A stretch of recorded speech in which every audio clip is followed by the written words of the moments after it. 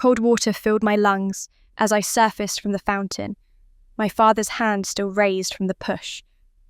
200 wedding guests stared, some laughing, some applauding, all entertained by my humiliation. Cheap and pathetic, my father had screamed, gesturing at my $20 dress. You're an embarrassment to this family. For 30 years, I'd been invisible to them. The daughter they wished didn't exist. The one they excluded, mocked and erased from every family photo. Today, at my sister's perfect wedding, they decided to make their contempt public. But as I stood there dripping, something inside me shifted. I looked at every face in that crowd, my mother turning away, my sister smirking behind her bouquet, the relatives who treated me like a stain on the family name. Remember this moment, I said, quietly. All of you. They had no idea what was coming. Because 10 minutes later, my secret husband arrived.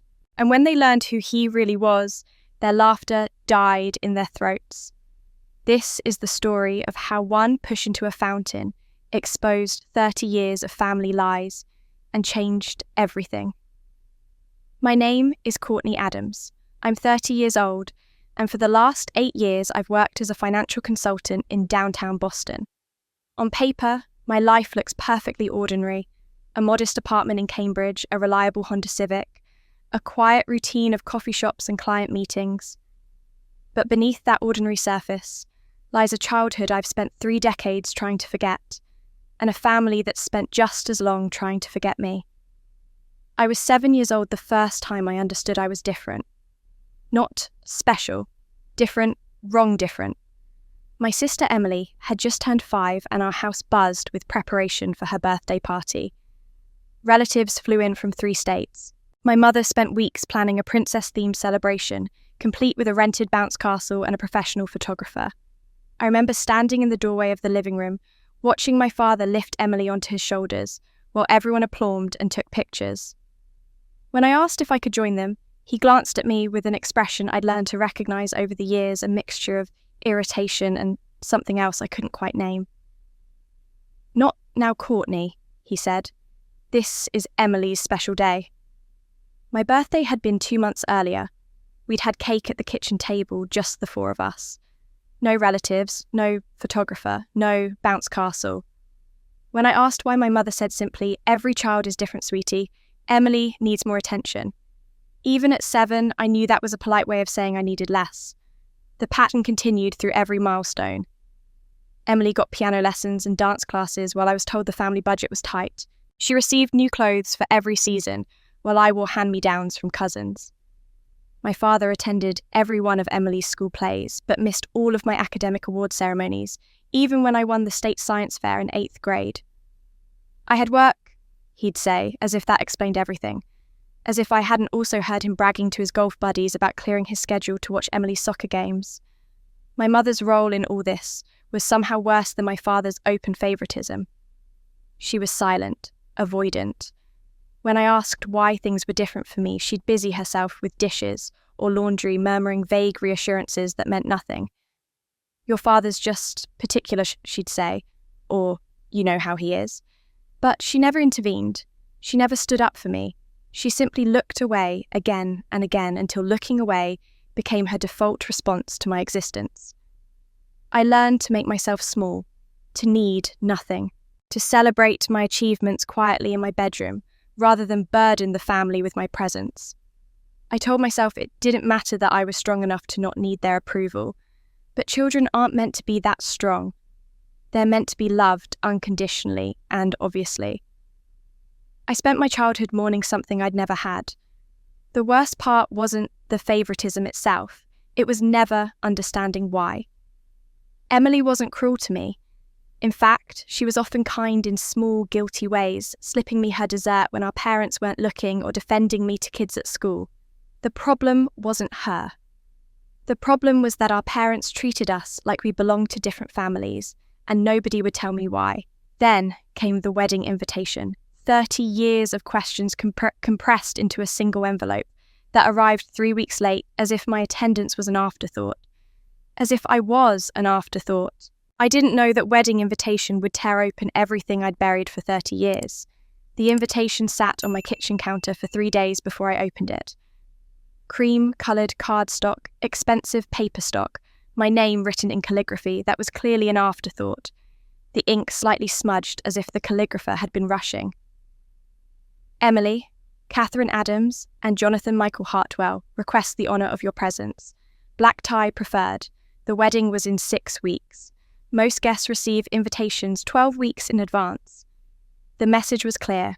My attendance wasn't anticipated, merely accommodated. The phone call came 2 days later, my father's voice booming through the speaker before I'd even said hello. "Courtney, you got the invitation." Not a question, a confirmation that I'd received my summons. "Your mother wanted to make sure you understood the dress code. This is a formal affair. Black tie. Your sister's marrying into a very prominent family, and we can't have anything looking out of place." He paused, and I heard that familiar edge creep into his voice, the one that had narrated my entire childhood. "Don't embarrass us at your sister's big day. I mean it. If you can't dress appropriately, it's better you don't come at all." I should have hung up. I should have declined the invitation entirely, saved myself the inevitable disappointment. But some stubborn part of me, the 7-year-old still standing in that doorway, watching Emily's birthday party, wanted to show up. Wanted to prove I could fit into their world, even if they'd spent 30 years telling me I couldn't. "I'll be there," I said quietly. "And I'll dress appropriately." "See that you do." He hung up without saying goodbye. I stood in my apartment afterward, phone still in hand, looking around at the life I'd built entirely separate from them. My 1-bedroom rental in Cambridge wasn't luxurious, but it was mine. The furniture I'd carefully selected from estate sales, the bookshelves I'd assembled myself, the kitchen, where I'd learnt to cook from YouTube videos, because my mother had never taught me all of it, represented an independence I'd fought for. They didn't know that I managed portfolios worth millions for my clients. They didn't know I'd been promoted twice in 5 years. They didn't know anything about who I'd become because they'd never been curious enough to ask. They also didn't know about Marcus. I'd met him 2 years ago at a professional conference in Chicago. He'd been a keynote speaker on financial fraud protection, and something about his presentation had resonated with me, the way he talked about people who'd been exploited by those they trusted, how financial abuse often accompanied emotional manipulation. Afterward, I'd approached him with a question about estate planning, and we'd ended up talking for 3 hours over bad conference coffee. Marcus had been burned badly in his past. His previous partner had used him for his money, running up debt in his name, and disappearing when the bills came due. It had taken him years to rebuild his credit, and even longer to rebuild his trust in people. When we started dating, he was cautious, almost painfully so. He wanted to know I was interested in him, not what he could provide. Our wedding had been simple, just us 2 witnesses. We'd pulled from a coffee shop and a justice of the peace in a small office in Brookline. No family, no announcement, no social media posts. We'd agreed to keep our marriage private for now, protecting what we'd built from outside interference. Marcus had money more than I'd initially realised, but we both valued privacy over appearances. We lived quietly, modestly, and most importantly, safely. No one could exploit what they didn't know existed. Marcus knew about my family, though I'd shared only the broad strokes. He knew they'd favoured Emily. He knew I'd felt invisible growing up. But I'd never told him the full extent of it, never explained the depth of the wound their rejection had carved into me. How do you explain to someone who grew up, loved that you grew up, tolerated? Standing in my apartment that evening, I walked to the window and looked out at the street below. A young family was loading groceries into their car, the father swinging a toddler onto his shoulders, while the mother laughed. Such a simple moment, such an ordinary display of affection. I'd never had that. My father had never swung me onto his shoulders. My mother had never looked at me the way that woman looked at her child with uncomplicated joy. My gaze drifted to my reflection in the window glass. This apartment wasn't actually mine, not in the way that mattered. I was renting it from the bank that now owned it, paying monthly for a space that should have been my inheritance. This had been my grandmother's apartment, the only person in my family who'd ever made me feel seen. She'd left it to me in her will when I was 21, a final gift from the woman who'd whispered to my mother when I was small. Regardless, she's still this family's child. I'd found those words years later, tucked into a letter my grandmother had left with her attorney to be delivered after her death. But by then, it was too late for answers. She was gone, and the questions remained. When the family company had nearly collapsed 8 years ago, I'd been 22 and desperate to help despite everything. I'd gone to my father, offered to contribute however I could. He'd dismissed me with 4 words, "Mind your own business." So I'd mortgaged grandmother's apartment instead, taking out a $200,000 loan to save a company that bore my family's name, even if I'd never truly been part of the family itself. I'd worked 2 jobs for 3 years to pay it back, but the interest had been crushing. Eventually, the bank had taken the apartment. At least it saved a family, I told myself, even if they never knew to be grateful. But that wasn't entirely true. I'd found something else in grandmother's apartment while cleaning it out before the bank took possession. A sealed envelope with my name written in her careful handwriting, "For Courtney when you're old enough." Inside were adoption papers and a letter explaining that my biological mother had been grandmother's niece who died giving birth to me. My father had adopted me as a favour to his mother. "So that's why," I'd whispered, reading those words alone in the empty apartment. It explained everything: the distance, the favouritism, the way my father looked at me like I was an obligation rather than a daughter. I wasn't his choice. I was his duty. I never told them I knew. For the wedding, I chose a simple dress from a discount store, $20, nothing fancy, but clean and appropriate enough for a formal event. I told myself it would be fine. I'd arrive, smile through the ceremony, and leave quickly. I chose a $20 dress and thought I'd be fine, until everything changed. The Riverside estate was everything I'd expected: sweeping marble staircases, crystal chandeliers that probably cost more than my annual salary, and enough white roses to open a florist shop. Guests arrived in luxury sedans and designer gowns, the kind of people who summered in the Hamptons and wintered in Aspen. I pulled into the parking lot in my Honda Civic, suddenly very aware of how the engine rattled when I turned it off. I'd tried with my appearance. My $20 dress was simple, navy blue, knee-length, with 3/4 sleeves, modest and appropriate for a formal event, or so I'd thought. I'd curled my hair, applied makeup carefully from tutorials I'd watched the night before, and wore the small pearl earrings my grandmother had given me before she died. Looking in my car's rearview mirror, I'd felt presentable. Maybe not glamorous, but respectable enough to blend in. The moment I walked through the entrance, I knew I'd miscalculated. Every woman in the foyer wore floor-length gowns that shimmered under the chandelier light. Silk, satin fabrics I couldn't even name in jewel tones, and metallics that screamed expensive. The men were in tuxedos, actual tuxedos, not the dark suits I'd assumed black tie preferred might accommodate. I stood frozen just inside the doorway, suddenly feeling like I'd shown up to a state dinner in pyjamas. The stares started immediately. A woman in emerald silk glanced at me, then whispered to her companion behind a gloved hand. A group of men near the coat check looked me up and down, with barely concealed amusement. I heard fragments of conversations as I moved toward the reception area. "Is she a vendor? Maybe she's with the catering staff. Good Lord, did someone let her in by mistake?" I kept my chin up and followed the signs to the main ballroom, where a seating chart displayed guests' table assignments on an ornate golden easel. I scanned the names, looking for mine. Table 1 was immediate family, my parents, Emily the groom, and his parents.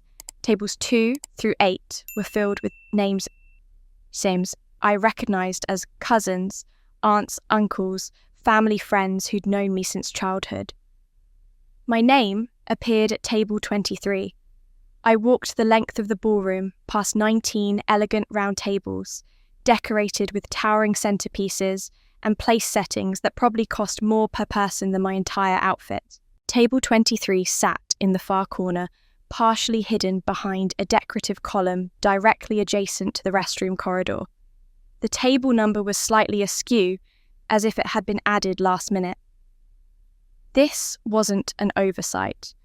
This was intentional, a physical manifestation of exactly where I ranked in my family's hierarchy. The other seats at my table were occupied by people I didn't recognize. Guests who introduced themselves as business associates of the groom's father. They were polite, but clearly confused about why they had been relegated to the worst table in the room. One man kept glancing toward the main tables, as if trying to understand what he'd done to deserve this placement.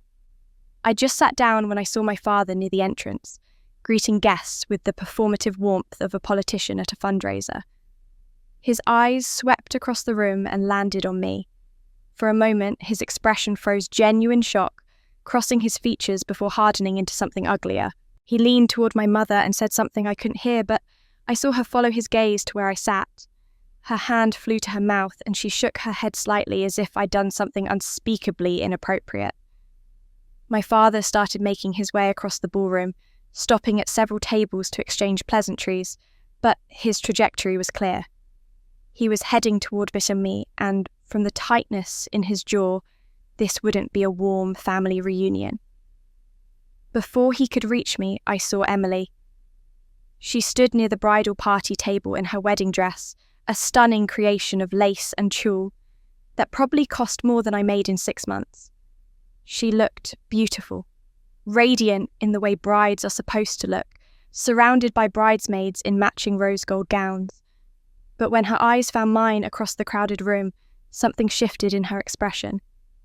For just a moment, I saw it the flicker of guilt I'd witnessed countless times throughout our childhood, that brief, uncomfortable recognition before she'd look away and pretend she hadn't seen whatever injustice was unfolding. She'd looked at me that way when I wore her hand-me-downs to school while she modelled new outfits.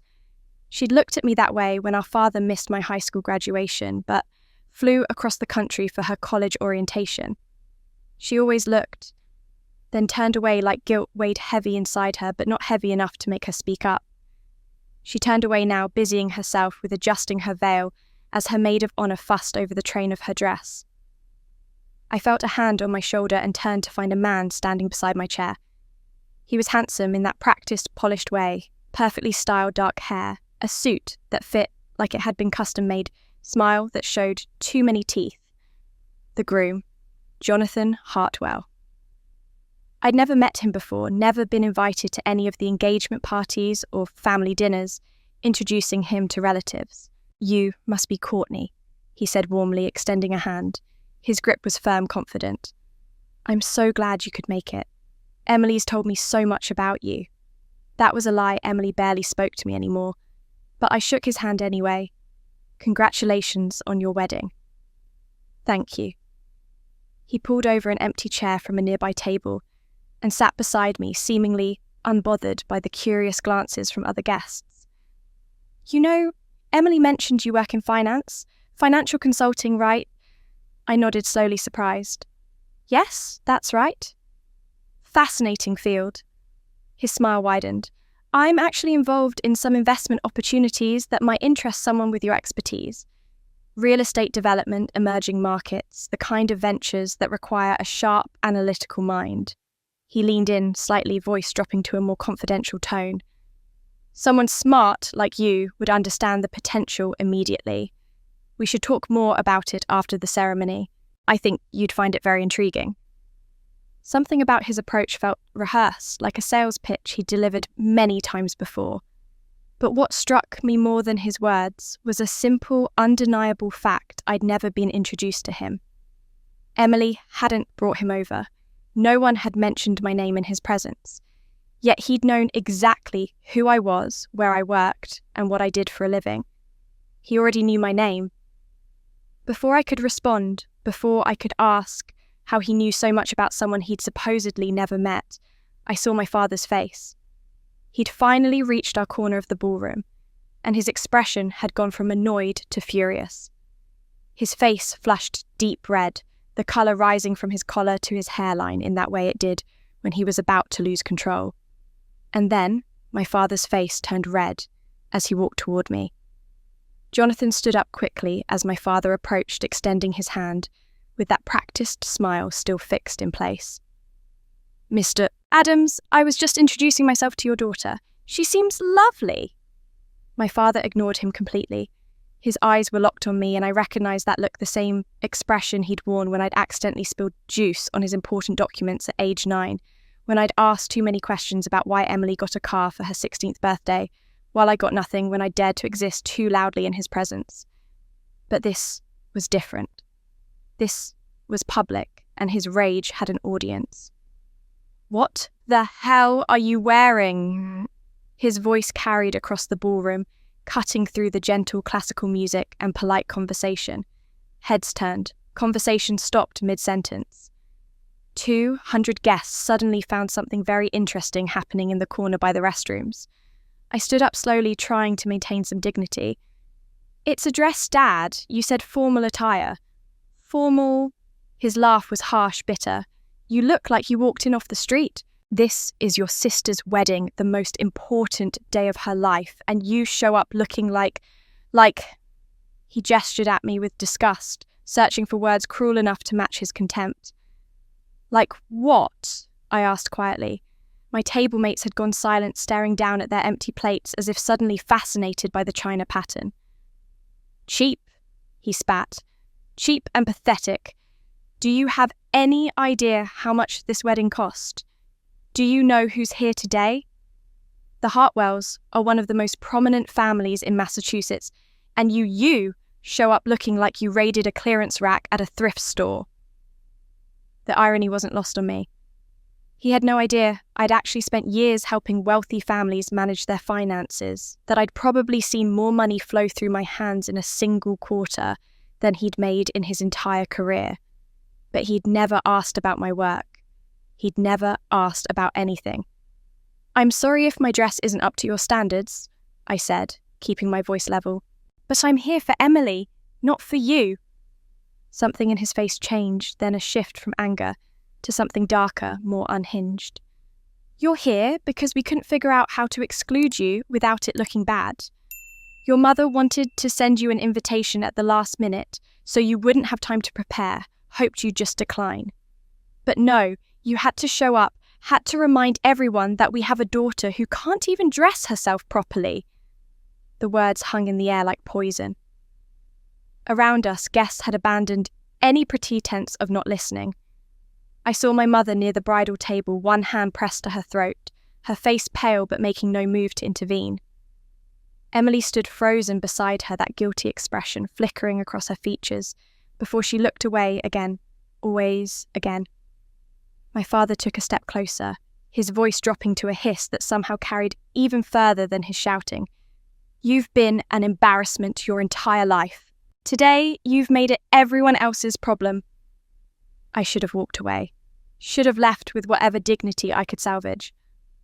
But 30 years of silence, 30 years of swallowing humiliation and pretending it didn't hurt, finally reached a breaking point.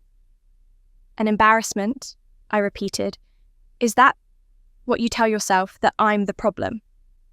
His hand shot out and grabbed my arm, fingers digging in hard enough to leave marks. "Don't you dare talk back to me. Not here. Not now. Let go of me. You're leaving, right now, before you ruin anything else."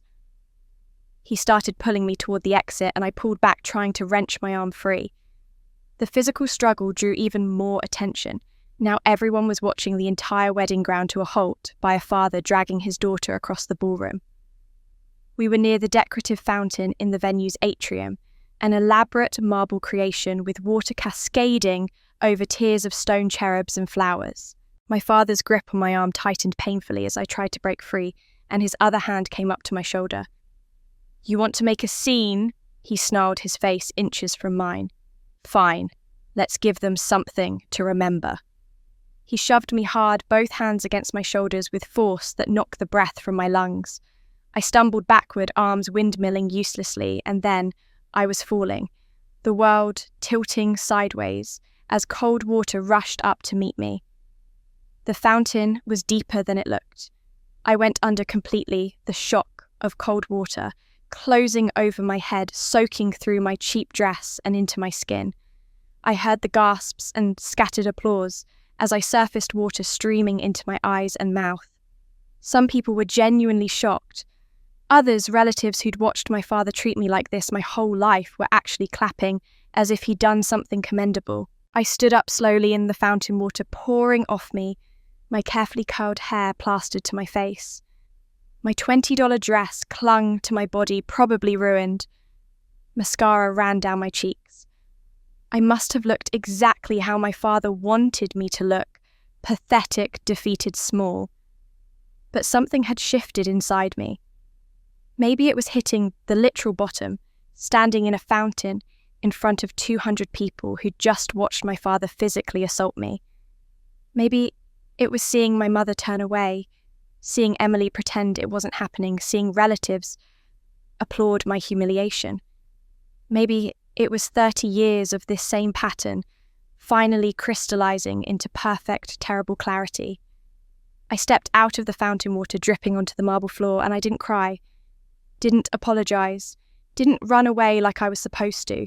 Instead, I looked at every face in that atrium, my father with his chest still heaving from exertion and rage, my mother with her hand over her mouth, Emily in her expensive wedding dress, looking anywhere but at me, the guests with their phones out recording this moment for their social media feeds, the relatives still smirking like this was entertainment.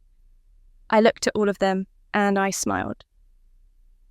"Remember this moment," I said clearly, my voice steady despite the water dripping from my chin.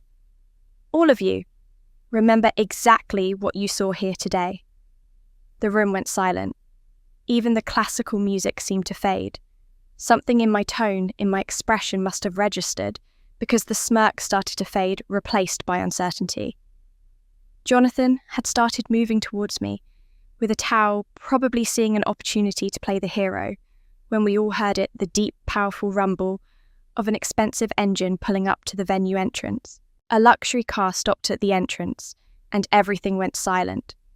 Through the tall glass windows flanking the entrance, I watched a black Mercedes S-Class pull smoothly to a stop beneath the covered portico. Not the kind of car you rent for special occasions, the kind you own, when money is so far from a concern that you don't bother discussing it.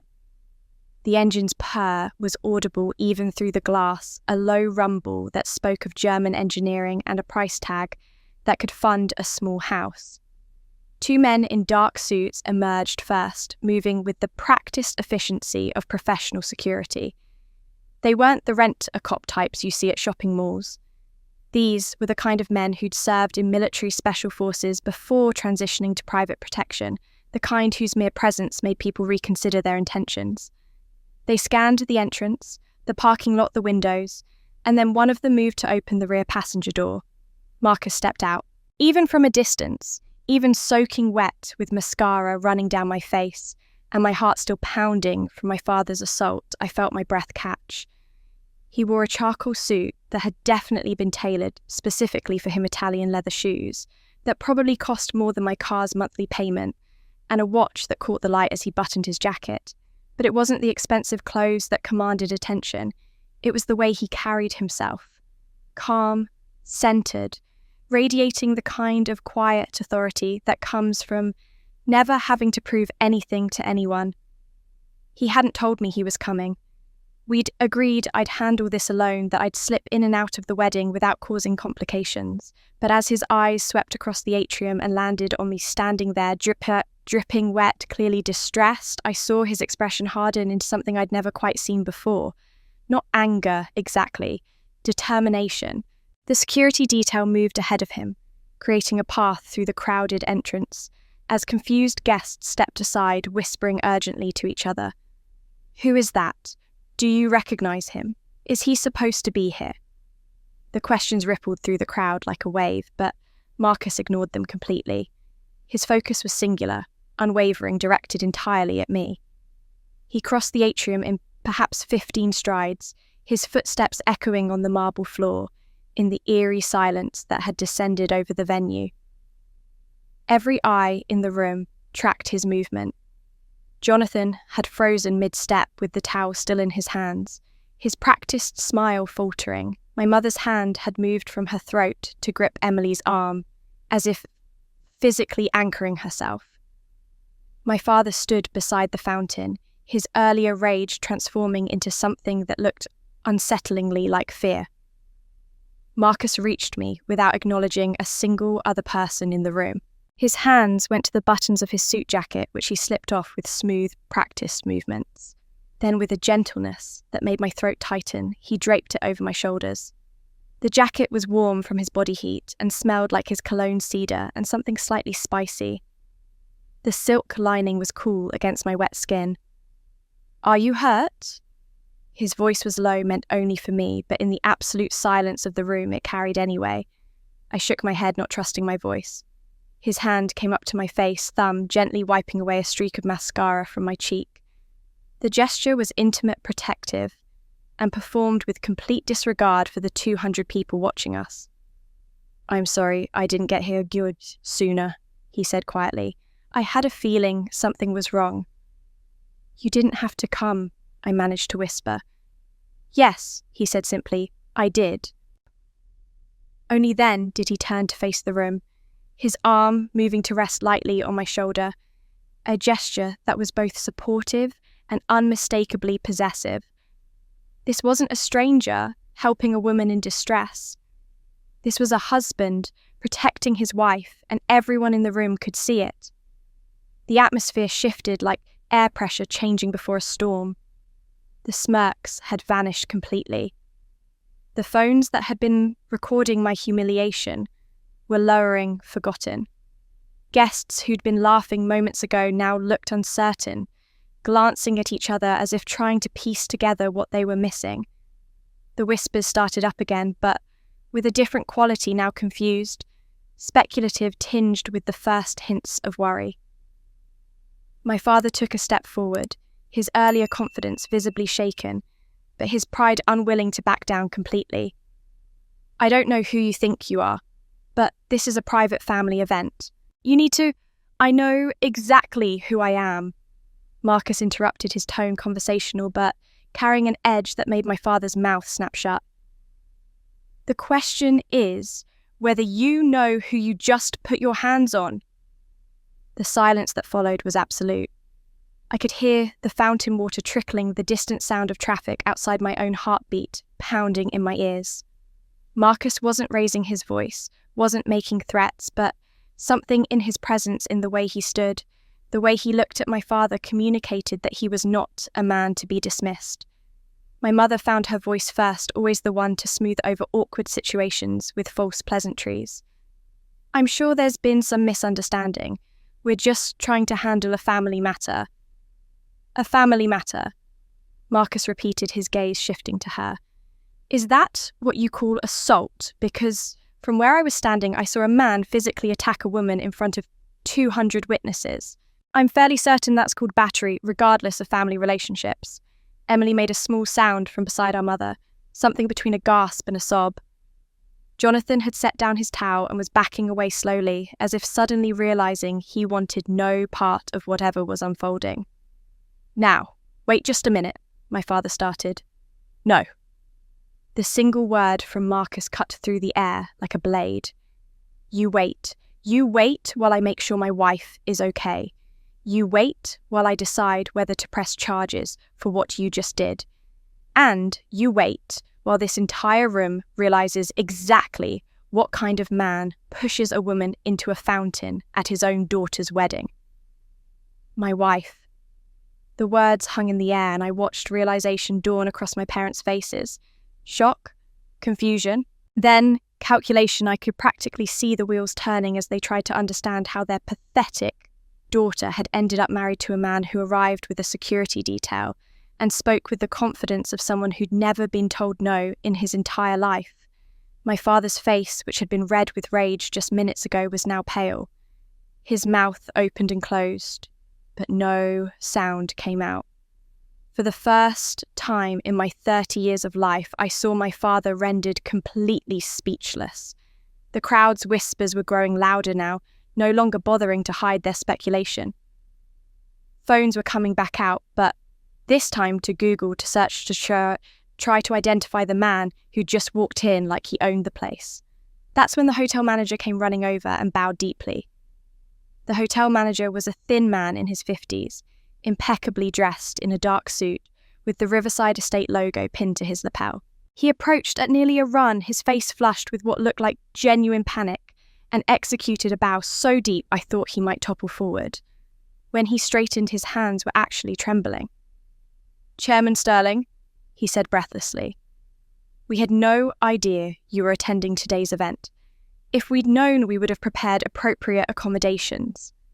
Please, is there anything we can do to—" His eyes finally registered my wet dress, the water still dripping from my hair, and his face went from flushed to ashen.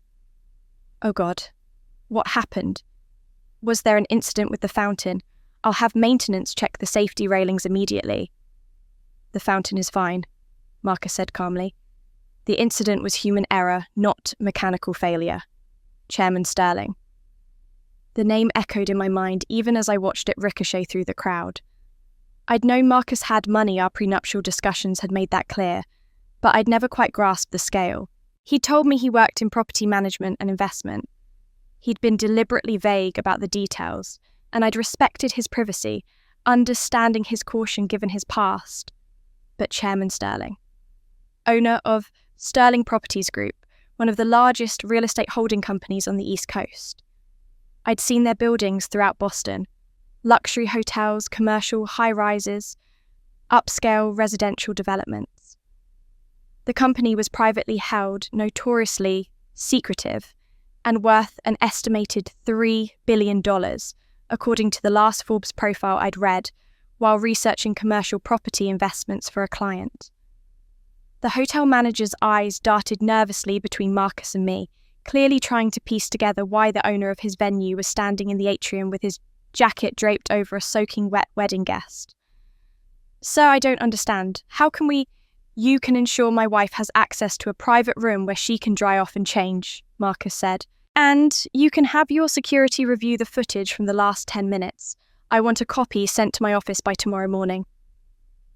Your wife," the manager's eyes widened as he really looked at me for the first time. "Of course, sir. Immediately. We have the executive suite available, and I'll personally retrieve the security footage." He pulled a radio from his belt shot, already calling for assistance. Around us, the crowd had erupted into barely controlled chaos. Phones were everywhere now, fingers flying across screens as guests Googled Marcus Sterling and Sterling Properties. I heard fragments of frantic conversations. "He owns this hotel. The entire estate. That's him, look, here's his Wikipedia page. 3 billion, Jesus Christ. She's married to him." The last question, whispered with varying degrees of disbelief, seemed to be the one everyone was asking. "She's married to him." How is she married to him? My mother was the first to move her social survival instincts, overriding her shock. She rushed forward with a napkin she'd grabbed from a nearby table, reaching for my wet hair with shaking hands.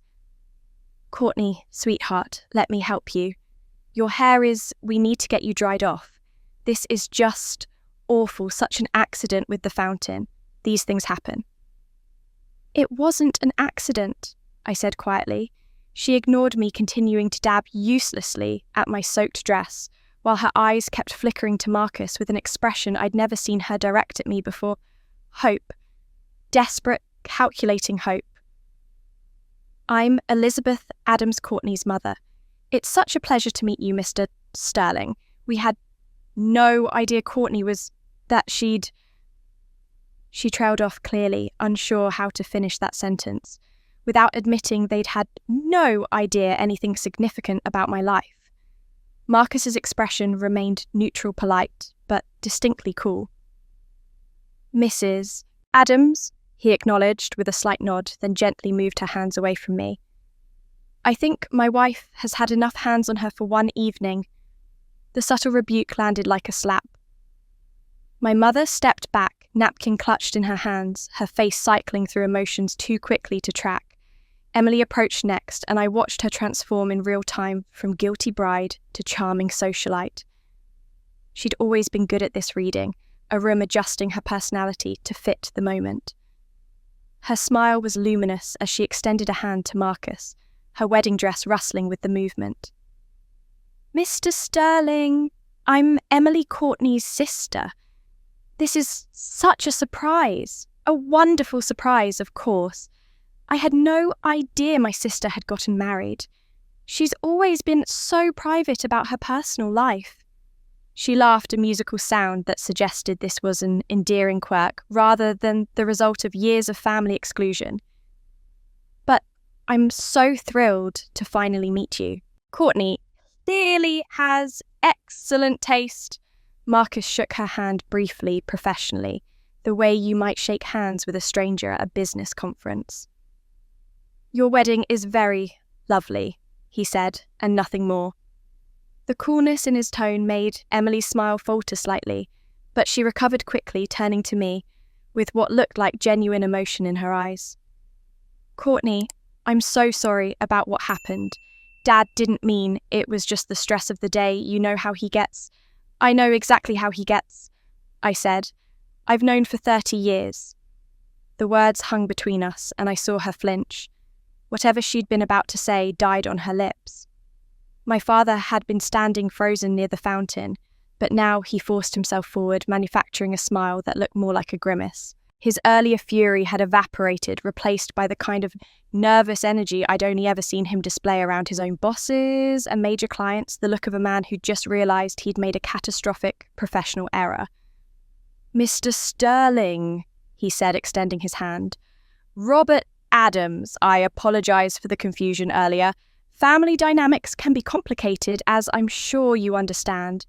Emotions run high at weddings, and sometimes—" Marcus didn't shake his hand.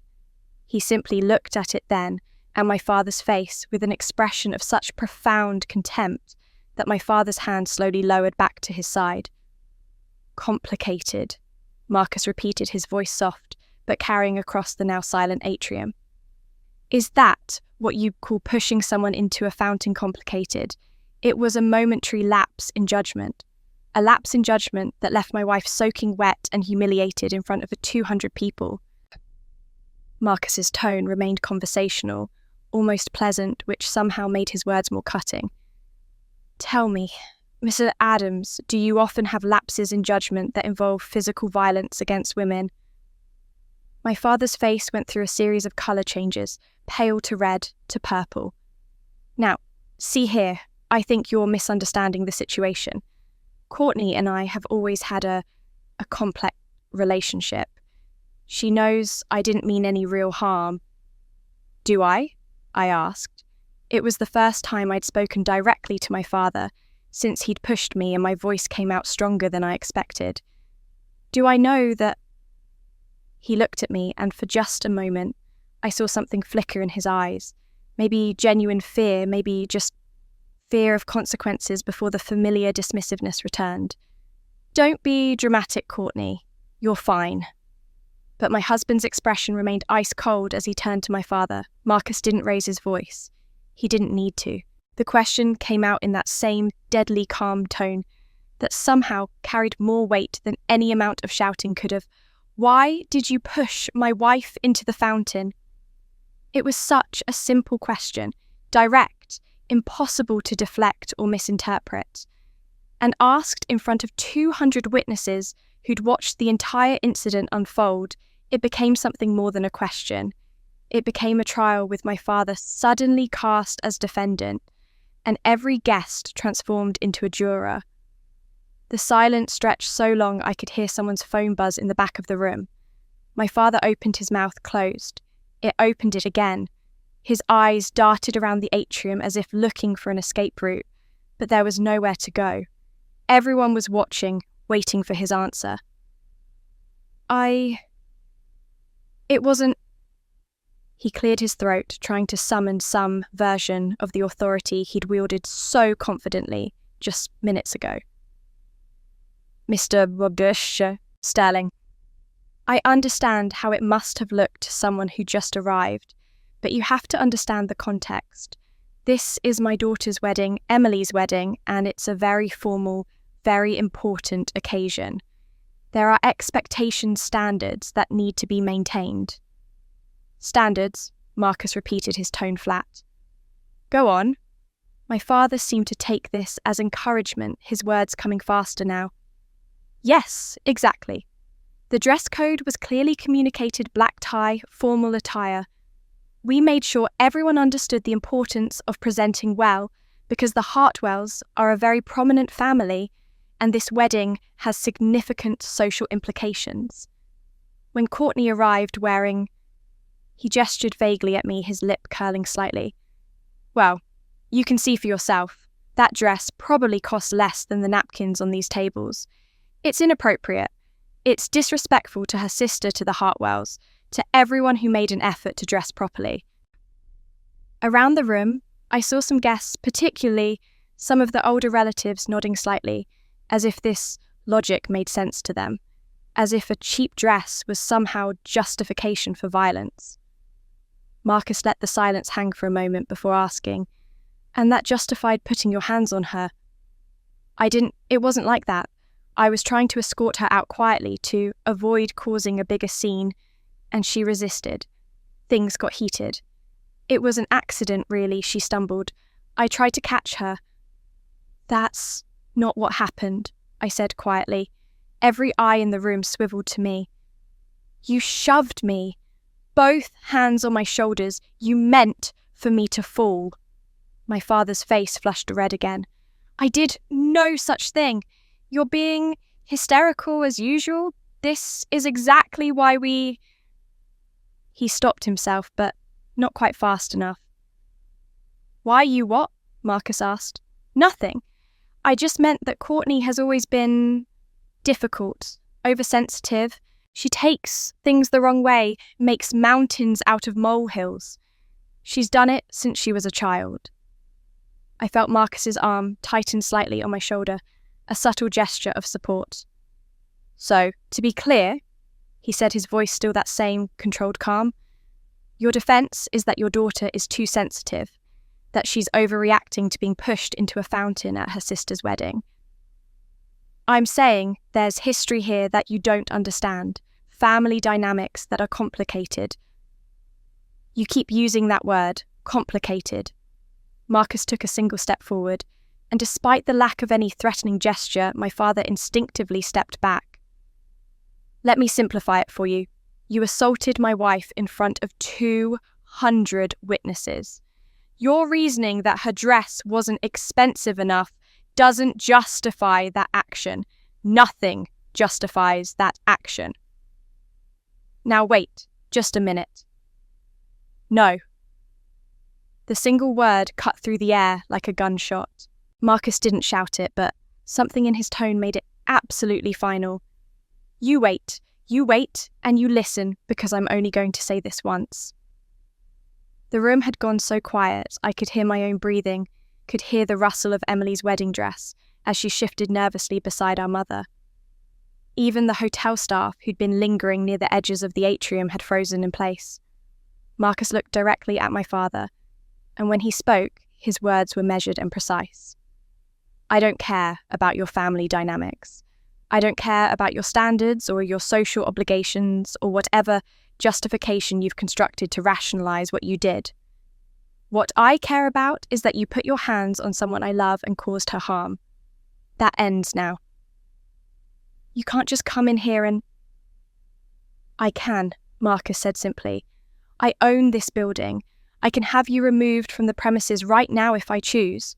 But, more importantly, I can ensure that assault charges are filed, because what you did, regardless of your relationship to the victim, is a crime. Battery, witnessed by everyone in this room and captured on security footage that's being compiled as we speak. My father's face had gone from red to pale again, cycling through colours like a broken traffic light. You wouldn't. This is my daughter's wedding. I'd ruin nothing, Marcus said. You already did that when you decided your ego was more important than your daughter's dignity. I saw my mother grip Emily's arm tighter, her knuckles white. Emily herself had tears streaming down her face, her perfect bridal makeup ruined. Part of me felt sorry for her. This was supposed to be her day, and it was disintegrating before her eyes. But a larger part of me remembered 30 years of her looking away of her, accepting the privileges that came from my exclusion. My father tried one more approach, his voice taking on a placating tone I'd never heard him use before.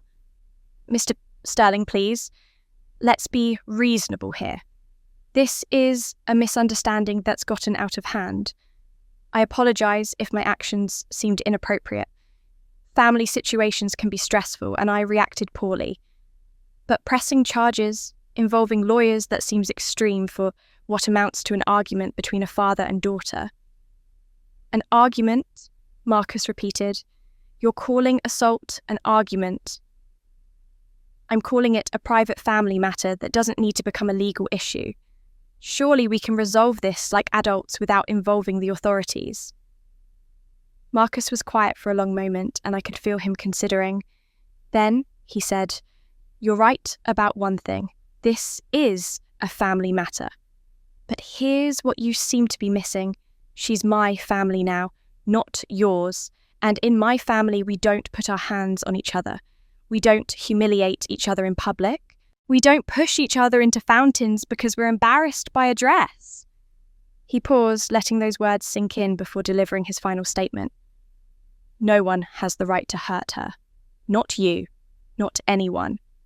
And if you ever touch my wife again, I will use every resource at my disposal to ensure you face consequences. Legal consequences, financial consequences, social consequences. Do you understand me?" The declaration hung in the air like a vow. There was no anger in Marcus's voice, no heat or rage, just absolute certainty delivered with the confidence of someone who'd never made a promise he couldn't keep. That somehow made it more powerful, more frightening than any amount of shouting could have been. My father stood there, his mouth working but no sound coming out. For the first time in my life, I saw him truly powerless. Not just angry or frustrated, but completely stripped of the authority he'd wielded over me for 3 decades. The tension in the room had become almost unbearable. Guests stood frozen, barely breathing, transfixed by the confrontation. Some looked uncomfortable, probably wishing they could leave, but too afraid to move. Others seemed almost entranced, watching a social hierarchy collapse in real time. That's when the groom's face went pale with fear.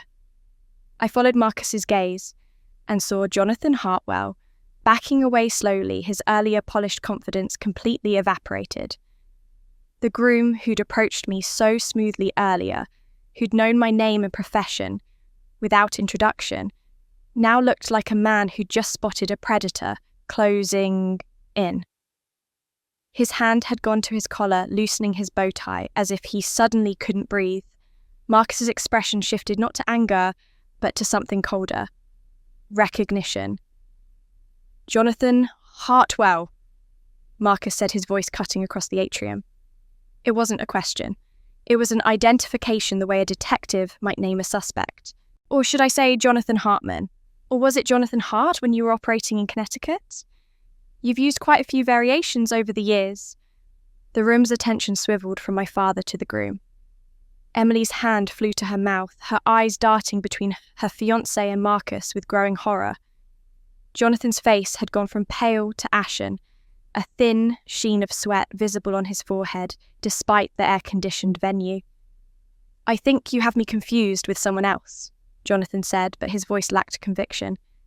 "I've never used any other name. This is obviously a case of mistaken identity." "Is it?" Marcus pulled his phone from his pocket, tapped the screen a few times, then turned it around to show a photograph.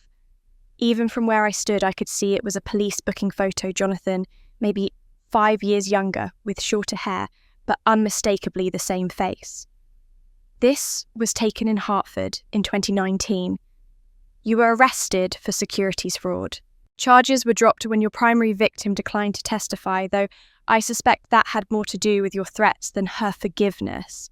The murmur that went through the crowd was like wind through trees. Guests pulled out their own phones, frantically searching for information. Emily had started crying in earnest now, mascara streaming down her face, her perfect bridal makeup destroyed. "That's not me," Jonathan insisted, but he was still backing away, his eyes flicking toward the exits as if calculating whether he could make it to his car before anyone stopped him. "It's definitely you," Marcus said calmly. "I've been tracking your activities for about 18 months now, ever since you approached one of my business associates with a fraudulent real estate investment scheme. You have a very specific pattern. You target successful women and their families, charm your way into their lives, gain their trust, and then pitch elaborate investment opportunities that don't actually exist. You're quite good at it, actually. Very polished. Very convincing." I felt the pieces clicking into place in my mind like a puzzle I should have solved earlier. The way Jonathan had known my name, the immediate mention of investment opportunities, the fact that he'd researched me enough to know my profession before we'd ever met. "That's absurd," Jonathan said, his voice rising now with desperation rather than confidence. "I'm a legitimate businessman. My family has connections throughout New England. You can't just throw around accusations like this." "The Hartwell family does have connections," Marcus agreed, "which is why you chose that name. The real Hartwells live in Portland, Maine. They're very confused about why someone's been impersonating their son on social media for the past year." He scrolled through his phone again. "I have emails here from the actual Margaret and Thomas Hartwell expressing concern that someone has stolen their family identity." Emily made a sound like a wounded animal. My mother had gone completely rigid, her face frozen, in an expression of absolute horror. Even my father seemed to have forgotten about his own humiliation, staring at his daughter's fiancé with dawning comprehension. "You researched my family 6 months ago, didn't you?"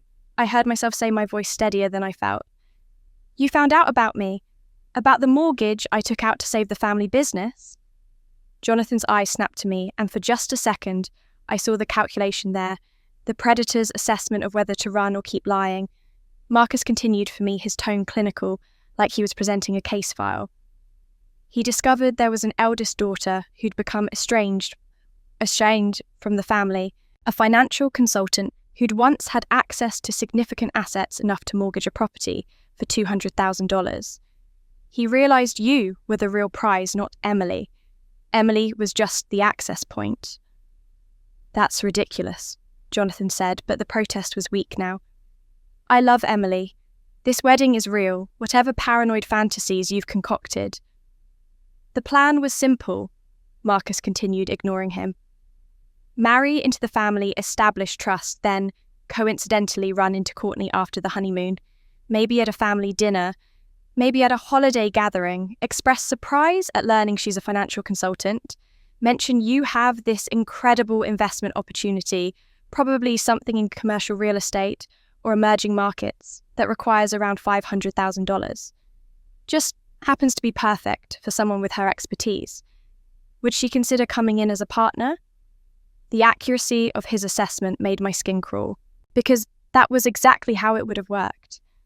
I would have been so desperate for family acceptance, so grateful that my new brother-in-law wanted to include me in something important, that I might have missed the warning signs I'd normally catch immediately.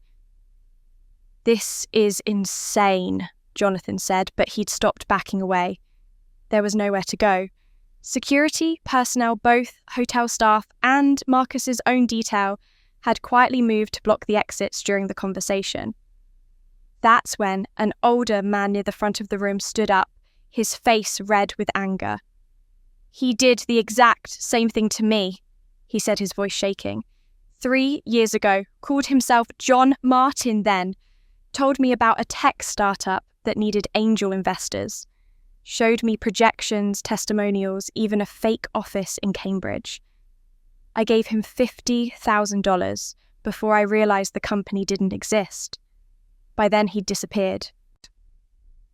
Another voice, a woman this time. "He approached my daughter 2 years ago at a charity fundraiser. Different name, same scheme. She almost invested in a luxury condominium development in Newport, only backed out when her lawyer insisted on seeing building permits that didn't exist." The voices kept coming, guests, recognising the pattern pieces falling into place. Jonathan's carefully constructed identity was crumbling as person after the person identified him from different cons, different names, different cities. My husband opened the folder he'd brought with him. The folder was leather, expensive looking, the kind executives carry into boardrooms for high-stakes negotiations. Marcus handed it to the hotel manager, who'd remained nearby throughout the confrontation, and gave a quiet instruction. 30 seconds later, a projection screen descended from the ceiling near the main stage, where the band had been setting up, and a portable projector was wheeled into position. The first document that appeared on the screen was a police report from Hartford, Connecticut, dated March 2019. Jonathan Michael Hart, also known as Jonathan Hartman, arrested for securities fraud. Victim Patricia Chen, age 47. Investment amount $85,000. The charges had been dropped as Marcus had mentioned, but the arrest record remained public. The second document showed a different name, John Michael Hartwell, arrested in Providence, Rhode Island in 2020. Same face in the booking photo, slightly different hairstyle. Charge, wire fraud. Victim, a retired school teacher who'd invested her pension in a non-existent medical device startup. 7 documents in total cycled across the screen, each showing a different variation of the same name, a different city, a different victim. But the pattern was unmistakable. Charming man meets vulnerable target. Usually someone with money, but not enough sophistication to see through complex financial schemes. He'd scammed a widow in Boston, a divorced woman in Burlington, an elderly couple in Worcester who'd lost their retirement savings believing they were investing in senior housing development. The amounts ranged from $50,000 to $300,000. Conservative estimates put his total theft at over $1.5 million across 7 confirmed cases, with likely more victims who'd never reported the crimes out of embarrassment. But it was the next document that made the room collectively gasp. It was a spreadsheet, meticulous, detailed, disturbing in its calculation. Names, net worth, estimates, vulnerabilities, connection points. And they're 3/4 down the list, I saw it. Adams family, and Emily Adams' primary access point. Sister Courtney, Adams, age 30, financial consultant. Estimated assets unknown but mortgaged. Property for $200K in 2017 suggests access to capital. Target amount, $500K.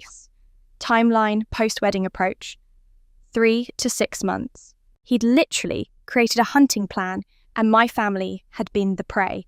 Emily had been reduced to an access point, nothing more than a key to unlock a door.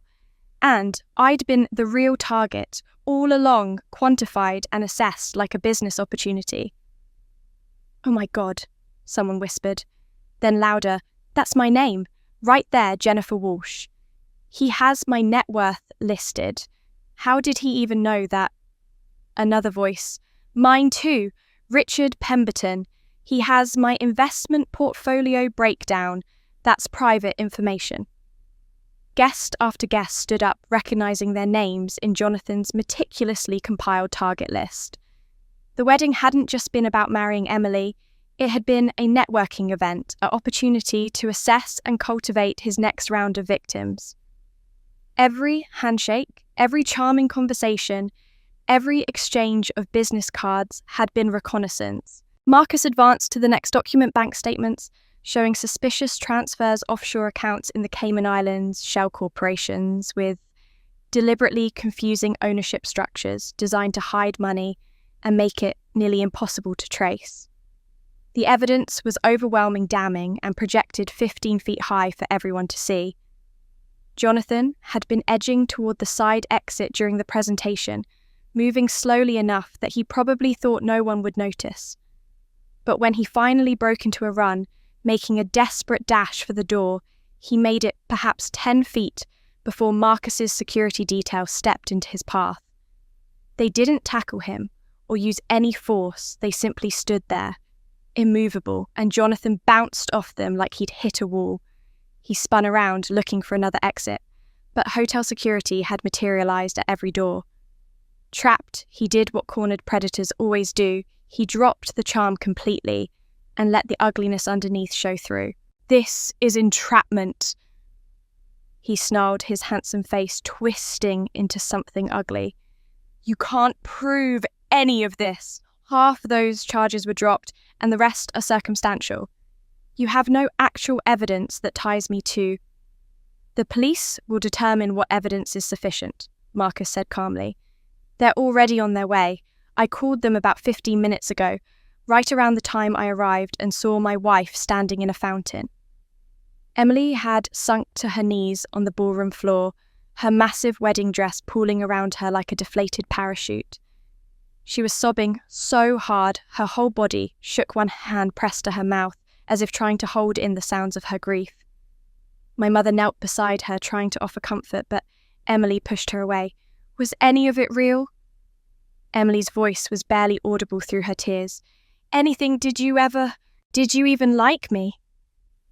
Jonathan looked at her, really looked at her, and for a moment I thought he might have enough humanity left to lie to give her some small comfort even now. But instead he laughed. It was a bitter, hollow sound that made several guests flinch.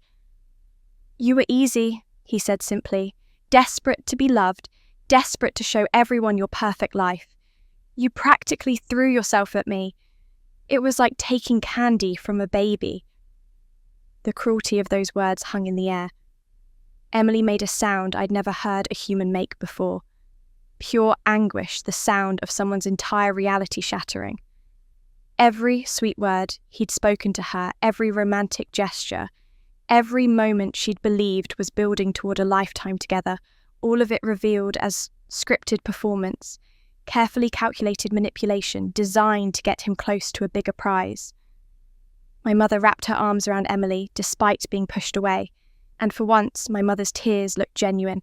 My father stood frozen, his face cycling through emotions too rapidly to track shock, anger, humiliation, and something that might have been guilt, as he realised he'd been too focused on my cheap dress to notice his other daughter was marrying a con artist. The hotel manager spoke quietly into his radio, confirming that police were entering the building. Jonathan's eyes darted around the room like a caged animal, looking for any possibility of escape, but there was none. The mask he'd worn so carefully for months had been completely torn away, revealing the predator underneath. And that's when I finally spoke. All eyes turned to me. I'd been mostly silent since Marcus arrived, content to let him handle the confrontation, to let the evidence speak for itself. But standing there in his jacket, still damp from the fountain, watching my sister's world collapse, I realised there was something I needed to say. Something I'd been carrying for months that had grown heavier with every passing day. "I knew," I said quietly, then louder because everyone needed to hear this. "I knew he was lying." The silence that followed was absolute. Even Emily's sobbing quieted to hitching breaths as she looked up at me through tears and ruined mascara. "What?" My mother's voice was barely a whisper. I took a breath, feeling Marcus's hand tighten supportively on my shoulder. 6 months ago, when Emily first introduced me to Jonathan at that coffee shop, remember, Emily? You were so excited, so happy. You wanted me to meet this wonderful man you'd been dating. You thought maybe we could all be close, be a real family finally. Emily nodded slowly, her eyes never leaving my face. The moment he started talking about his background, I knew something was wrong. I've been a financial consultant for 8 years. I've reviewed thousands of investment portfolios, business plans, financial statements. You learn to recognize patterns to spot inconsistencies, and Jonathan's story had red flags everywhere. I counted them off on my fingers, each point a small knife in my sister's heart, but necessary. His family business was always vague. Import-export is what con artists say when they don't want to commit to details that can be verified.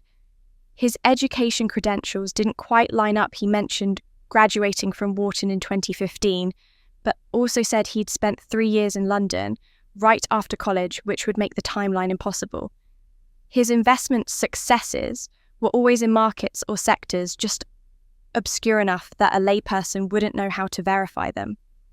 I could see recognition dawning in some of the guests' faces, financial professionals who were now realising they'd caught the same inconsistencies, but dismissed them as wedding small talk, not worth questioning. I went home that night and I did what I do for my clients I investigated. It took me maybe 3 hours to find the first arrest record.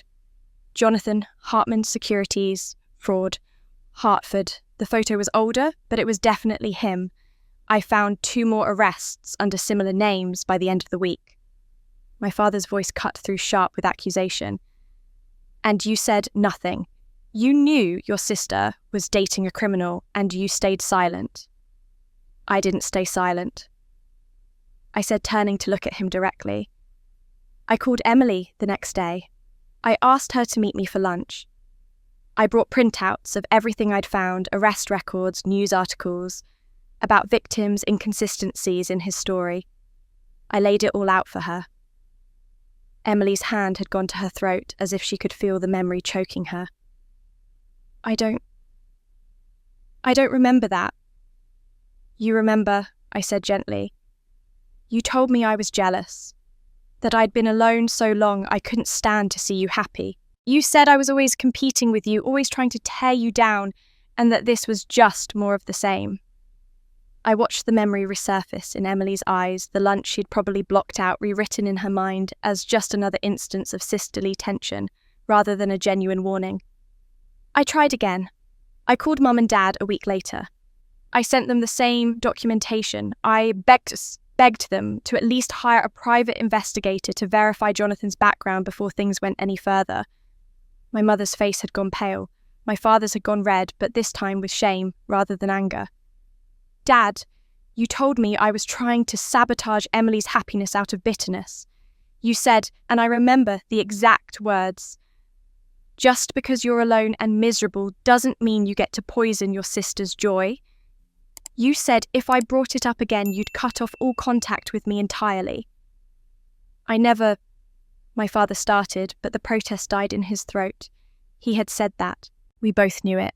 You'd already cut me out of everything that mattered. I continued, my voice steady despite the emotions churning inside me. Family dinners, holidays, Emily's engagement party, that I only learned about from a Facebook post. The only thing I had left was the possibility that maybe someday we could repair some of what was broken. And you threatened to take even that away if I kept causing problems.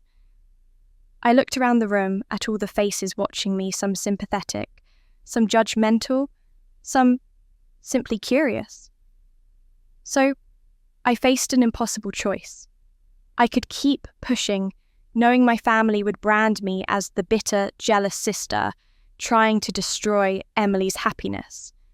Knowing that without their cooperation, without Emily being willing to listen, I couldn't stop this anyway. Or I could stay quiet, hope I was wrong, pray that maybe the arrest records were a mistake, or he'd changed, or somehow this would turn out differently than every pattern I'd ever learnt to recognise. My voice cracked slightly on the next words. I chose silence.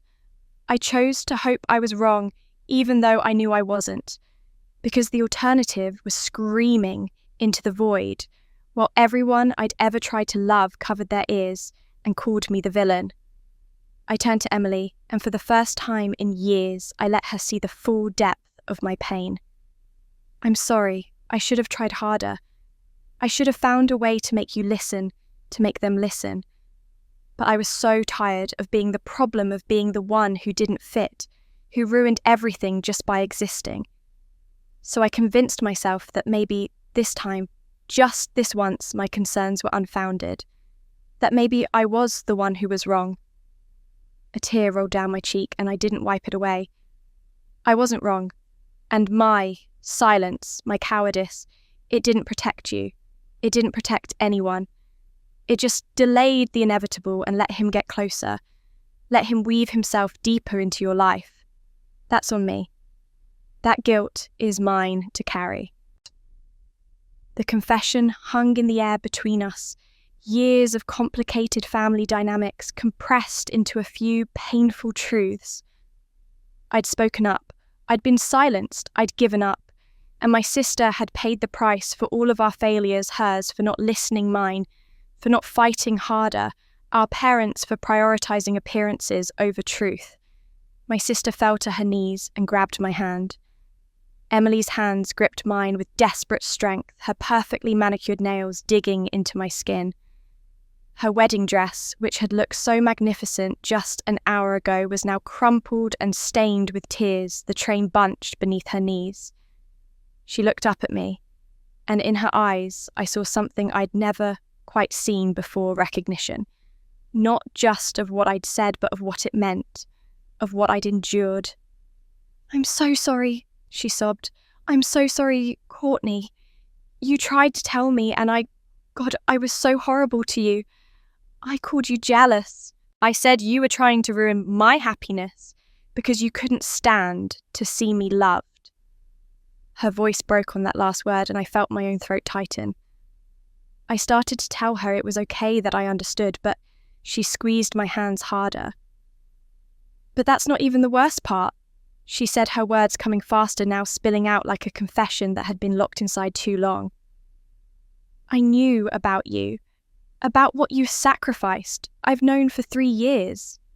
The atrium seemed to tilt slightly. "What?"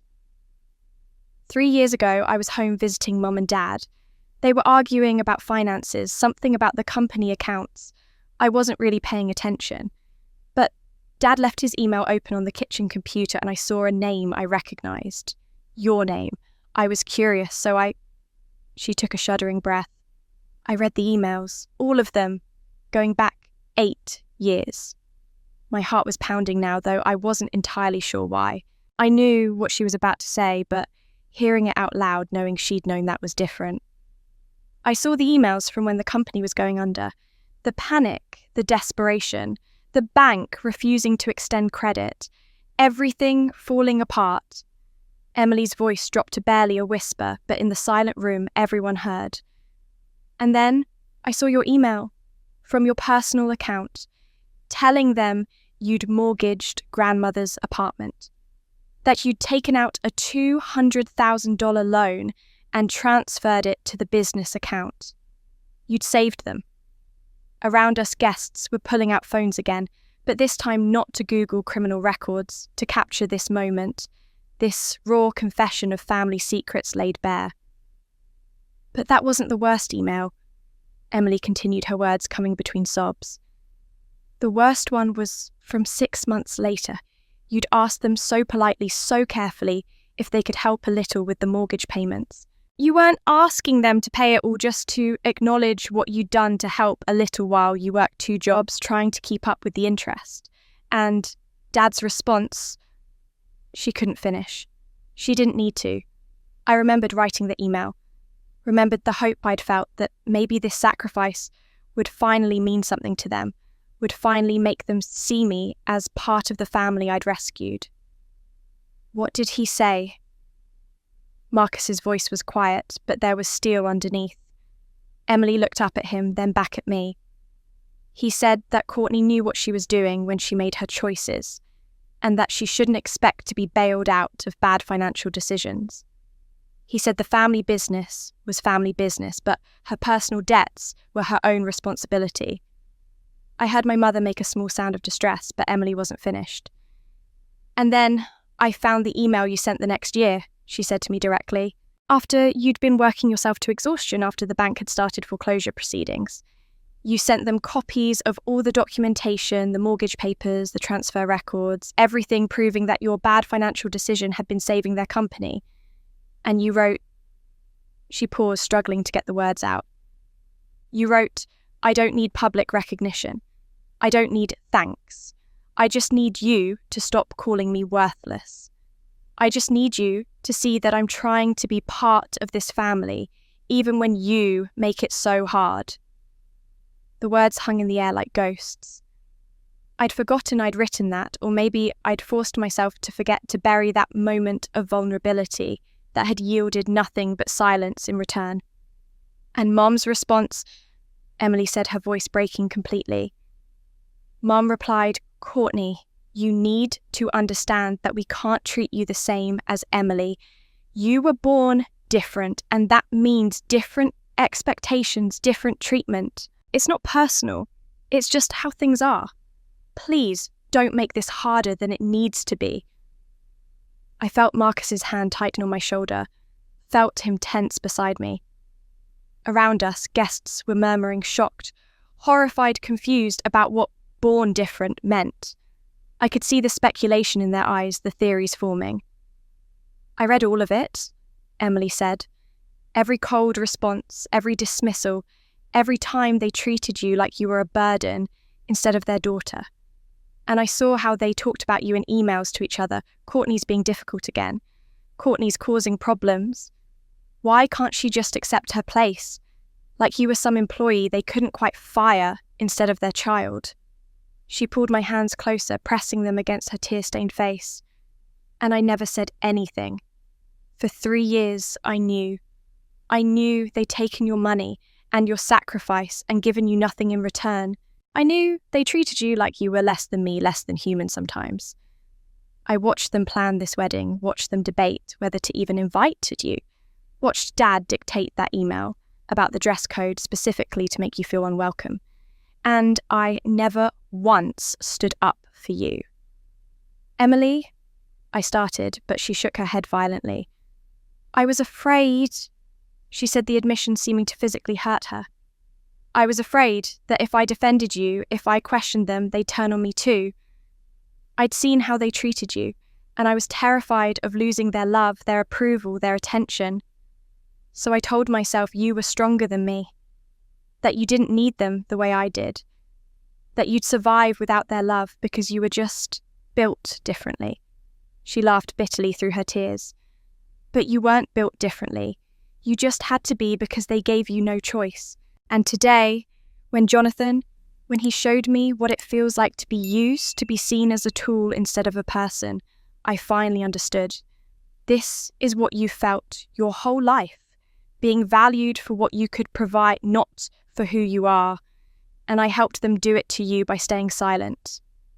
The confession was complete, and Emily looked up at me with eyes full of desperate hope for forgiveness and the certain knowledge that she might not deserve it. But then, my parents started making excuses. My father's voice cut through the moment before I could respond to Emily, before I could even process what forgiveness might look like in this situation. Now hold on just a minute. Let's not rewrite history here. I felt Emily's hands loosen slightly on mine as we both turned to look at him. His face had regained some of its colour, and with it, apparently, his confidence. He'd found his footing again, located the narrative he wanted to tell. Courtney, if you really knew about Jonathan's background months ago, you should have been more forceful in your warnings. You can't just mention something once, get pushback, and then wash your hands of it. If you truly believed Emily was in danger, you had a responsibility to keep trying to make us understand the severity. The fact that you gave up so easily suggests you weren't that concerned after all. The audacity of it took my breath away. Somehow, in the span of 30 seconds, he'd transformed from perpetrator to victim, from the man who'd threatened to disown me if I kept causing problems, to the reasonable father who simply hadn't been warned strongly enough. You threatened to cut off all contact with her if she mentioned it again. Marcus said, his voice dangerously quiet. She just said that. Everyone here heard it. That's her interpretation, my father said, waving a dismissive hand. Family conversations are complicated. Things get said in the heat of the moment. I'm sure I expressed frustration, but to characterize it as a threat, that's an exaggeration. Courtney has always had a tendency to be overdramatic. I watched several guests' expressions shift from sympathy to confusion, then to something that looked like calculation. My father was good at this, had probably spent his entire career managing perceptions, spinning narratives to his advantage, and it was working. I could see some people nodding slightly, considering his version of events. My mother moved closer to my father, and when she spoke, her voice carried that particular tone she used when explaining why she couldn't attend my college graduation, or why she'd forgotten my birthday again, regretful, but ultimately blameless. Sweetheart, you have to understand you've always been so difficult to read. Even when you were little, we never quite knew what you needed. Emily was easy. She told us what she wanted, expressed her feelings clearly. But you? She trailed off with a helpless gesture that somehow implied my fundamental unknowability was a character flaw I'd been born with, rather than a wound they'd inflicted. You kept everything inside, she continued. You never asked for help, never told us when you were struggling. How were we supposed to know you needed support with the mortgage when you never said anything? How were we supposed to take your concerns about Jonathan seriously when you barely pressed the issue? She sent you documented evidence, Marcus said. Arrest records, news articles. That seems fairly clear. Paperwork can be misleading, my mother said quickly. People can be wrongly accused. We didn't want to judge Emily's fiancé based on what might have been misunderstandings or clerical errors. We were trying to be fair to give him the benefit of the doubt. Is that really so wrong? You gave him the benefit of the doubt, I said, finding my voice finally. But you've never once given me that same courtesy. Every time I've said something that you didn't want to hear, it's been dismissed as me being difficult or overdramatic or jealous. My father's face hardened. Because you have a pattern, Courtney.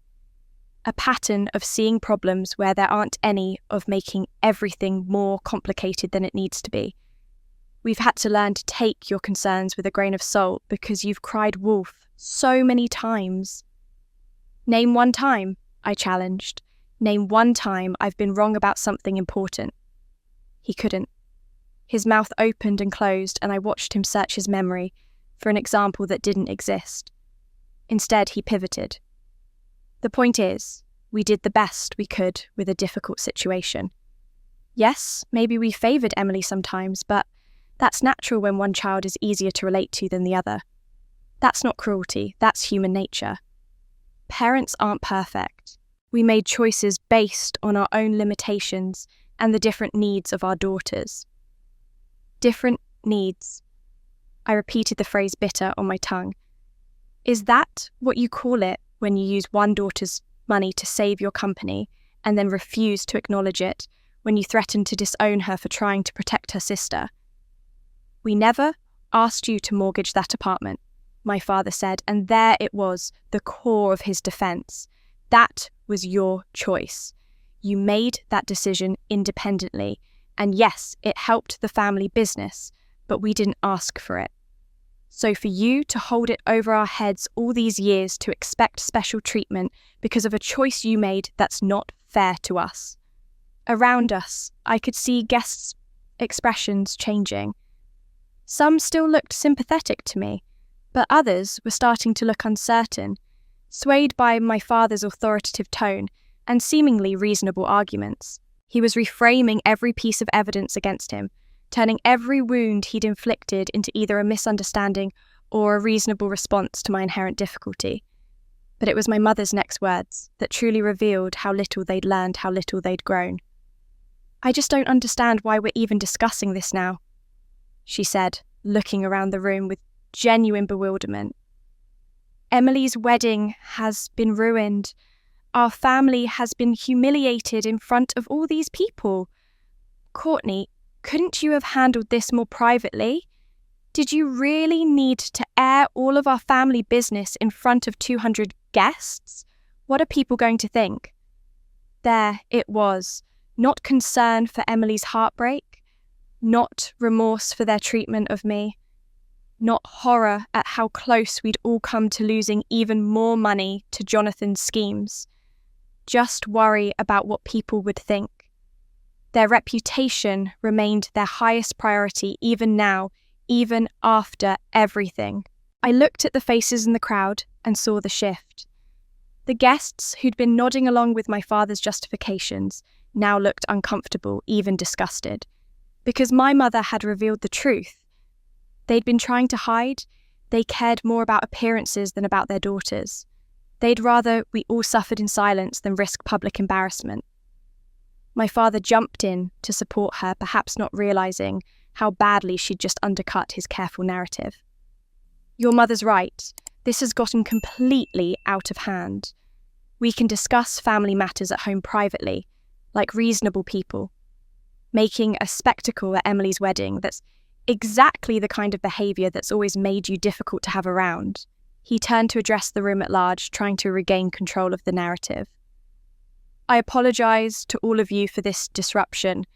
Family dynamics are complicated and sometimes old grievances surface at inappropriate times. We'll handle this internally and allow the celebration to continue as planned. As if Jonathan wasn't standing there in handcuffs, as if Emily wasn't still on her knees in tears, as if the wedding hadn't already imploded beyond any possibility of salvage. He was so focused on controlling the story, on managing everyone's perception, that he couldn't see the damage was already done. That's when my husband revealed what they tried to hide. Marcus pulled his phone from his pocket again and nodded to the hotel manager, who remained stationed by the projection equipment. I have a few more documents to share if you don't mind, since we're discussing family history and who's responsible for what I think context is important. My father's confident expression flickered just for a moment before he recovered. I really don't think this is necessary. We've already established. The first document is an email chain from March 2017. Marcus continued, ignoring him completely. Between Robert Adams and his business partner, Thomas Chen. The projection screen lit up with an email dated March 15th, 2017. Even from across the room, I could see the subject line, Urgent Company Insolvency Imminent.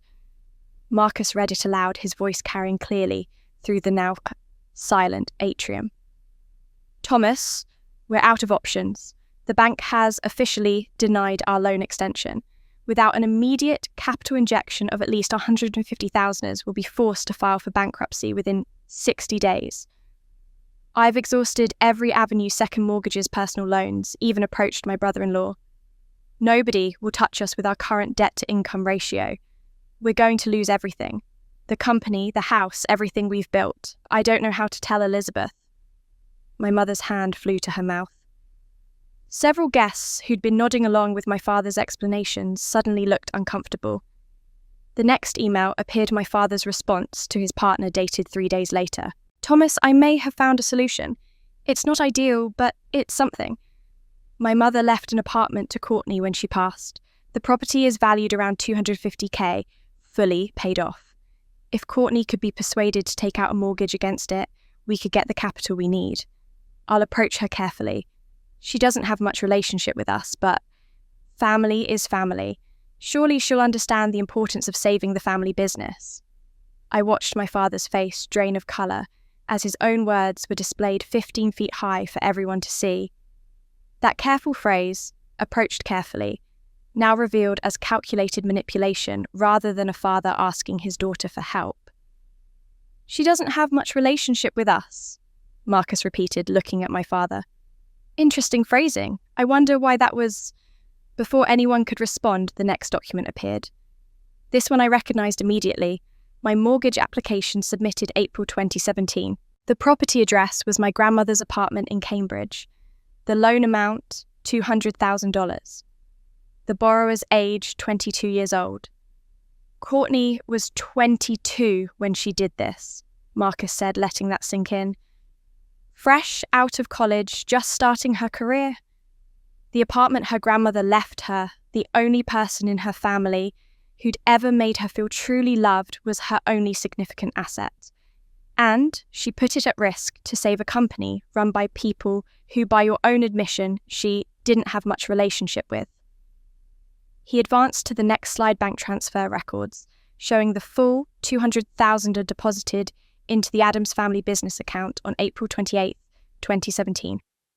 Then another document, a loan agreement requiring monthly payments of $1 for 30 years with interest rates that made several financially savvy guests wince in recognition of how burdensome that payment would be for a young professional just starting out. For 3 years, Courtney worked 2 jobs to make these payments, Marcus continued. Her consulting work during the day and freelance financial analysis at night and on weekends.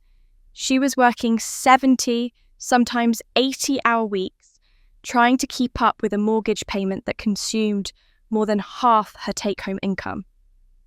I saw some guests doing the math in their heads, their expressions shifting from neutral to shocked as they realised the impossibility of what I'd been attempting. Living in Boston on half an income while working myself to exhaustion, it had been unsustainable, and everyone in this room with any financial literacy could see that. In February 2020, the bank initiated foreclosure proceedings, Marcus said quietly. Despite working herself to the point of exhaustion, despite sacrificing every aspect of her personal life, Courtney couldn't maintain payments on a mortgage that should never have been her burden to bear. She lost her grandmother's apartment. The bank took it, and the family business that she'd saved.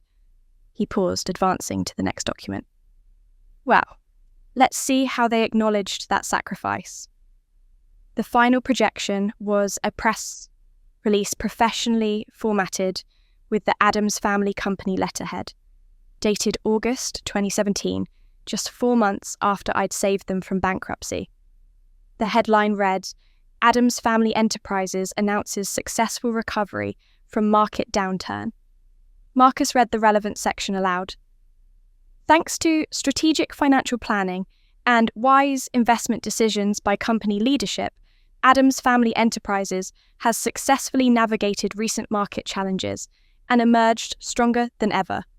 CEO Robert Adams credits the recovery to careful fiscal management and the company's strong foundation built over 3 generations of family dedication. The silence that followed was deafening. Not a single mention of the $200,000 loan that had actually saved them. Not one word about the 22-year-old daughter who'd risked her only inheritance. Instead, they'd taken credit for wise investment decisions and careful fiscal management, the same management that had nearly bankrupted them in the first place. They didn't just fail to acknowledge your sacrifice, Marcus said, looking at me with something painful in his eyes. They actively rewrote history to take credit for it themselves. They let you lose your grandmother's apartment, let you work yourself to exhaustion, let you struggle and suffer for years, and then they told the world it was their own brilliance that saved the company. A woman near the front of the room stood up, her face flushed with anger. I recognized her Sarah Chen, wife of my father's business partner. Thomas and I always wondered where that money came from. Robert told us he'd secured a personal loan based on his own assets. He never said anything about his daughter mortgaging her inheritance. Because that would have required acknowledging she existed, another guest said, his voice sharp with disgust. My father tried to speak, his mouth opening and closing like a fish out of water, but no words came out that could possibly explain away his own written confession. My mother had pressed both hands over her face, finally realising that no amount of social grace could smooth over documentary evidence of their cruelty. The room erupted in chaos. Voices overlapped in a cacophony of shock and outrage. She was 22 years old. They let her lose her inheritance.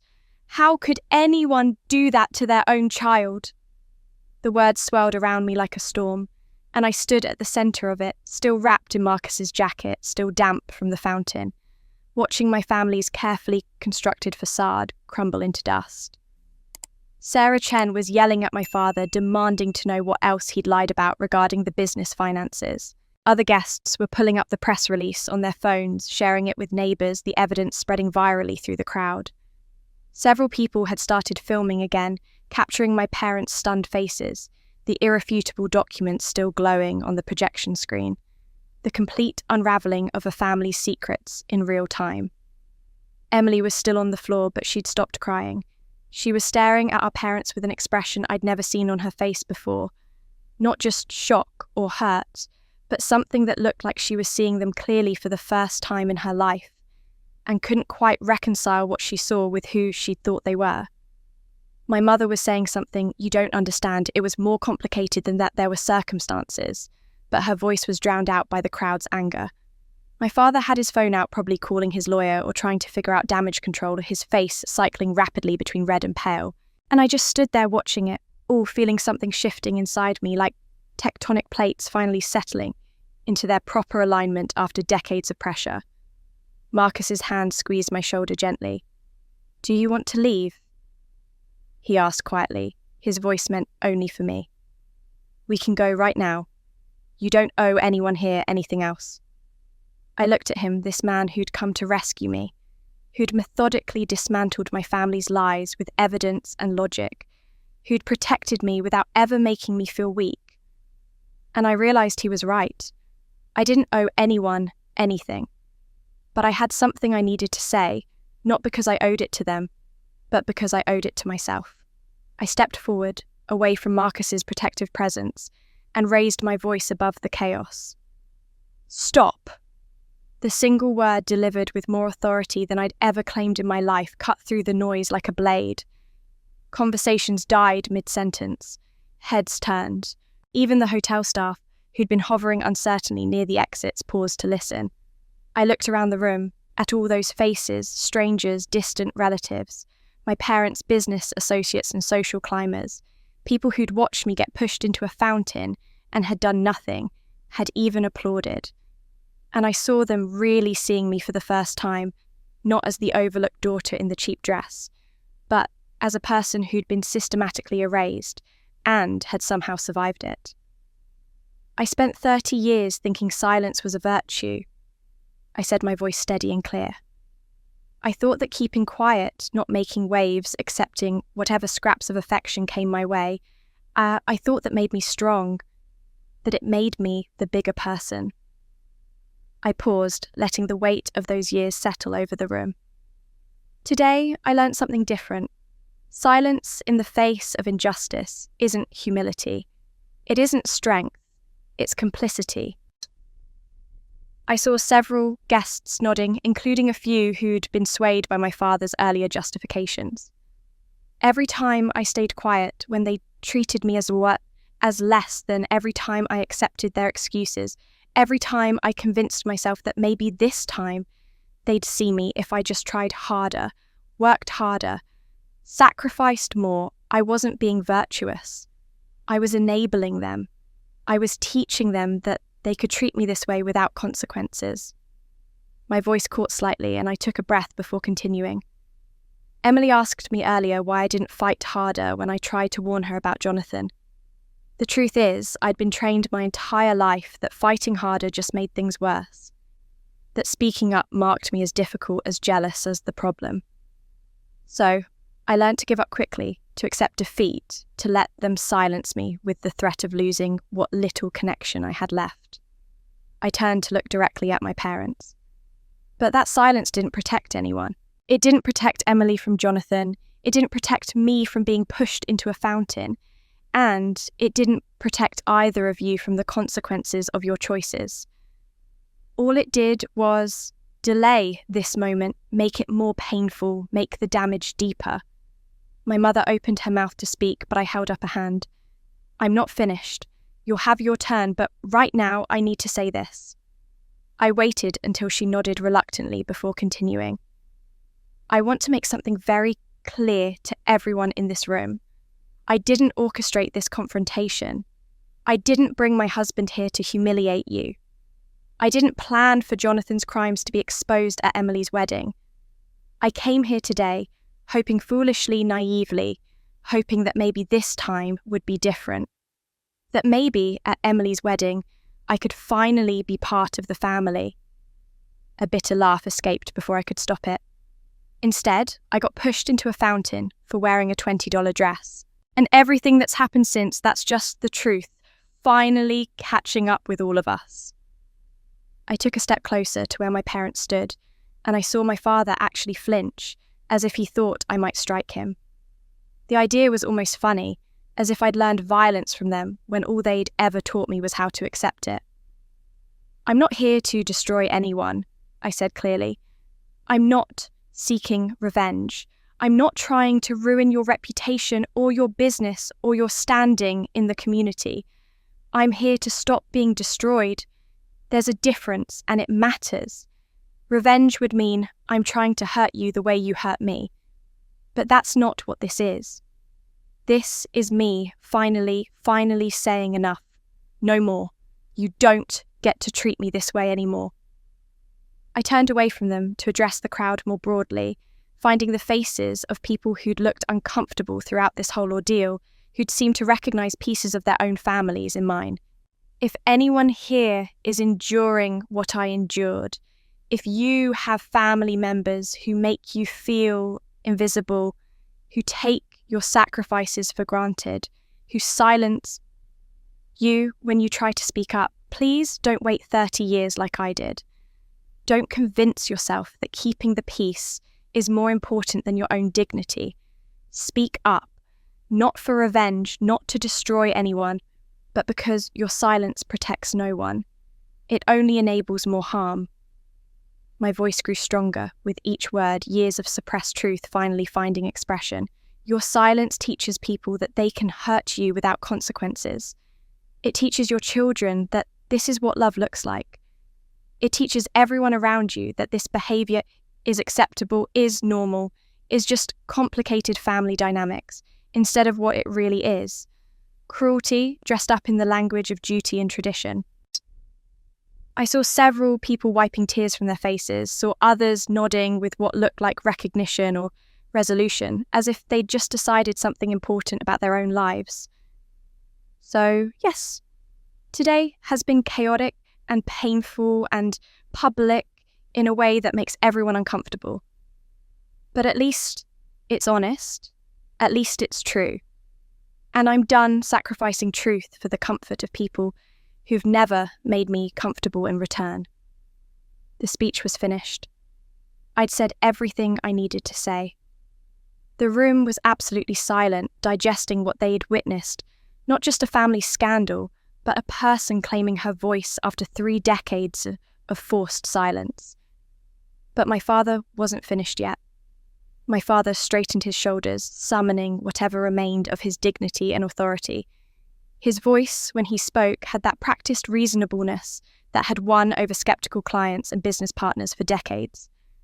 Courtney, I understand you're upset. You have every right to be angry about how today unfolded. What happened with the fountain was regrettable. I lost my temper, and for that, I apologise. It was the first time I'd ever heard him apologise for anything, and the words sounded foreign in his mouth, uncomfortable and insincere. But let's not pretend this situation is entirely one-sided, he continued, warming to his theme. You arrived at your sister's wedding, one of the most important days of her life, dressed inappropriately. You knew the dress code. You chose to ignore it. That was a deliberate provocation, whether you want to admit it or not. Several guests shifted uncomfortably, and I could see the calculation happening in their minds. Was he right? Had I provoked him by showing up in a $20 dress? Was my victimhood less clear-cut than it had seemed moments ago? And as for the wedding invitation arriving late, he said, gaining confidence as he spoke, that was an oversight by our wedding planner. Nothing more. You're reading malice into simple administrative errors because that fits the narrative you want to tell about us. Marcus's voice cut through before I could respond. Is that so? He was looking at his phone again, that same deadly calm expression on his face. Because I have evidence that suggests otherwise. My father's confidence flickered. What evidence could you possibly... Emails, Marcus said simply. Between you and your wife discussing how to handle Courtney's attendance at the wedding from 3 months ago. He nodded to the hotel manager, who'd become something of an unwilling accomplice in this public autopsy of my family. The projection screen lit up again, and I watched my father's face drain of colour as his own words appeared in 48-point font for everyone to read.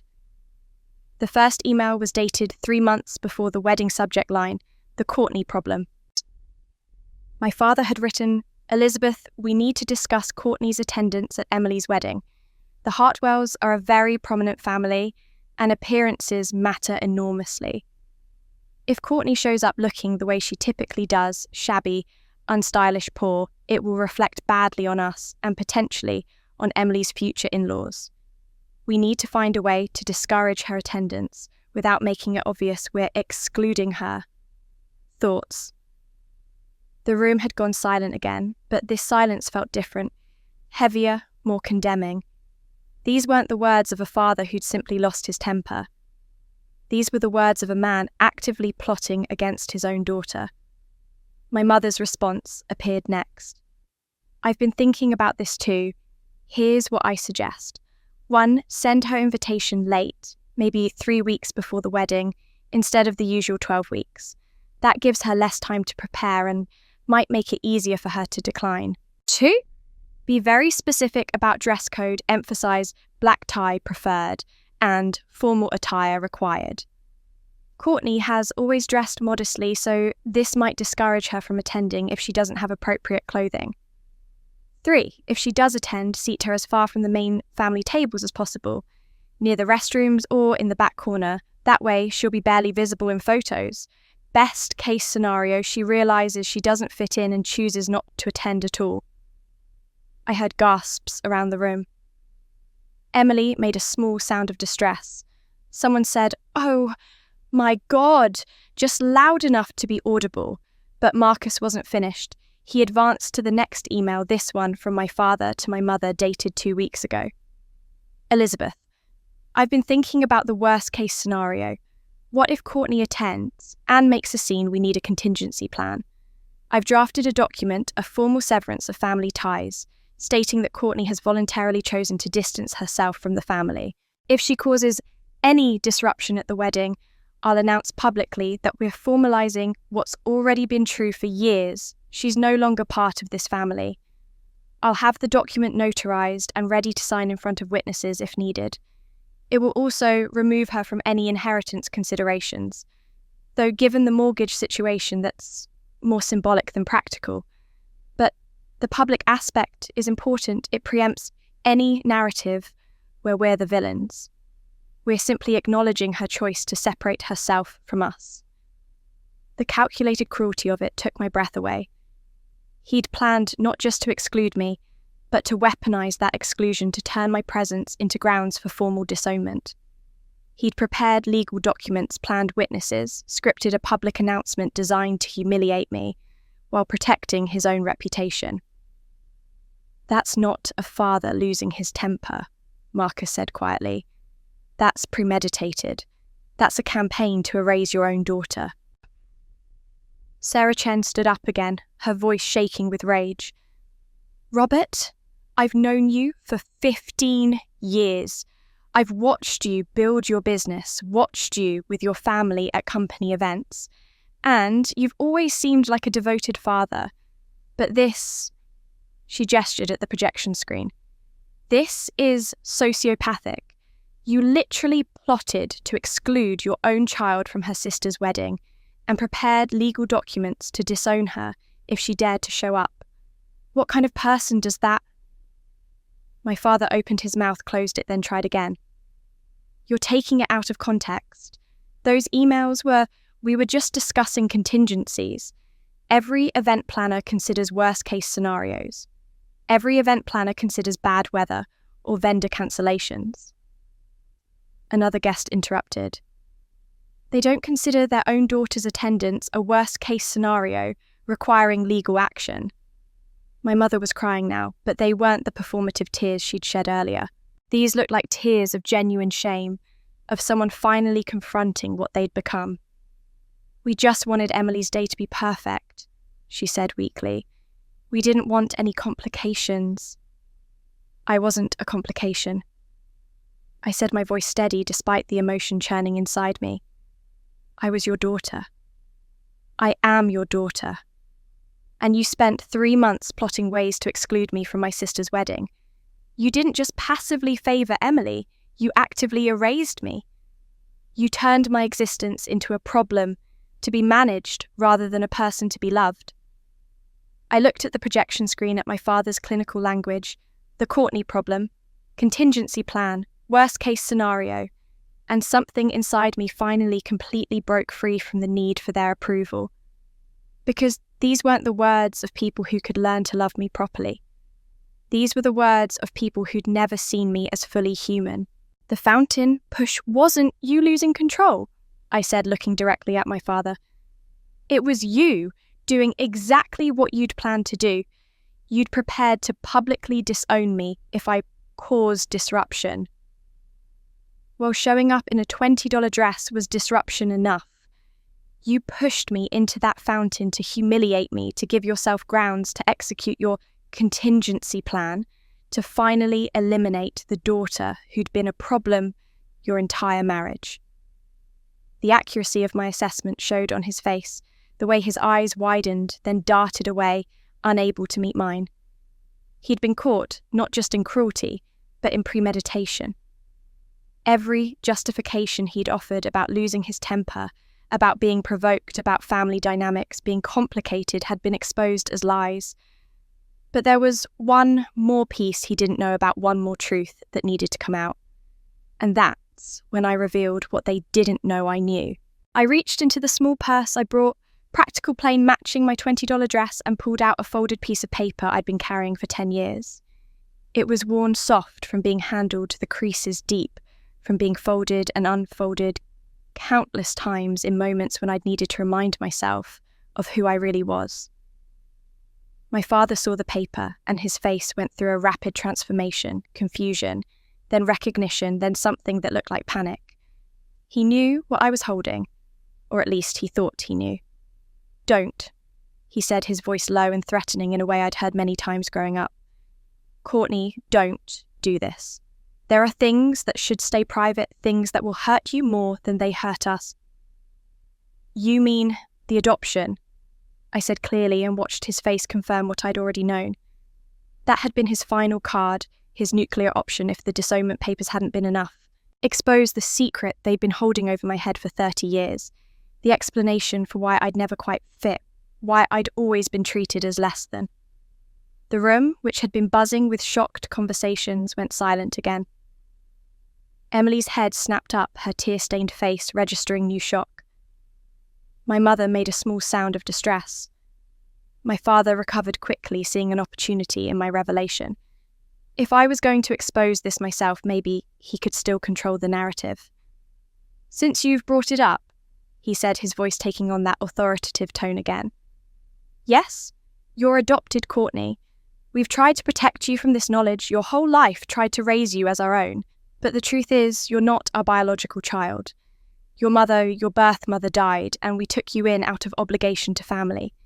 We've done our best with a difficult situation, but maybe now you understand why things have always been complicated." He was trying to weaponize it, to make my adoption sound like a burden. They'd nobly shouldered a sacrifice that justified their treatment of me. I could see some guests nodding slightly, their expressions shifting towards sympathy for my parents, these people who'd taken in an orphan and done their best, despite the challenges. That's when I laughed. Not a bitter laugh or a broken laugh, but genuine amusement at the absurdity of him, thinking this was still a secret he could use against me. "You think I didn't know," I said, still smiling. "Dad, I found out when I was 20 years old, 10 years ago, when I was cleaning out grandmother's apartment before the bank took it." The colour drained from his face again. My mother's hand flew to her mouth. "Grandmother left me a letter," I continued, unfolding the warm paper in my hands. "She labelled it for Courtney when you're old enough to understand." I found it in her desk drawer, sealed in an envelope along with my original adoption papers and my birth mother's death certificate. I held up the papers for the room to see, though the writing was too small to read from a distance. My biological mother was named Sarah Mitchell. She was grandmother's niece, her sister's daughter. Sarah got pregnant at 19, decided to keep me, despite having no support from the father. Grandmother helped her, paid for medical care, gave her a place to stay. But there were complications during delivery. Sarah died, bringing me into the world. The room was absolutely silent now, everyone hanging on every word. Even Jonathan, who'd been largely forgotten in his security detention, was listening intently. Grandmother was too old to raise a newborn herself, so she asked her son, you dad, to adopt me. She'd just lost her niece, the daughter of her beloved sister, and she couldn't bear the thought of Sarah's child going into foster care. So you said yes. Not because you wanted a daughter, but because your mother asked you to, because it was your duty. I looked directly at my father, and for the first time in my life, I saw him exactly as he was, not a towering authority figure, not the arbiter of my worth, but just a man who'd made small, cruel choices every day for 30 years and convinced himself they were justified. Grandmother's letter explained everything, I said quietly.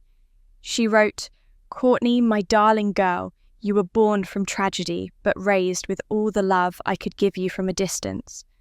I'm sorry I couldn't do more. I'm sorry your father saw you as an obligation rather than a gift. I'm sorry for asking him to take you knowing he might never love you the way you deserve, but I couldn't let you go to strangers. You're part of me, part of Sarah, part of our family's better angels. Remember that you carry your mother's courage and my stubbornness. You'll need both." My voice caught on those last words, the love in my grandmother's message still able to move me after 10 years. "So yes, I've known for a decade that I'm adopted," I continued. "I've known that you didn't choose me out of love, but out of duty to your mother. I've known why Emily was your real daughter, and I was always just there. The obligation you couldn't quite shake, but never quite accepted." I turned to address the room at large, letting them see the truth written on my face. "And you know what? I'm proud I don't share their blood.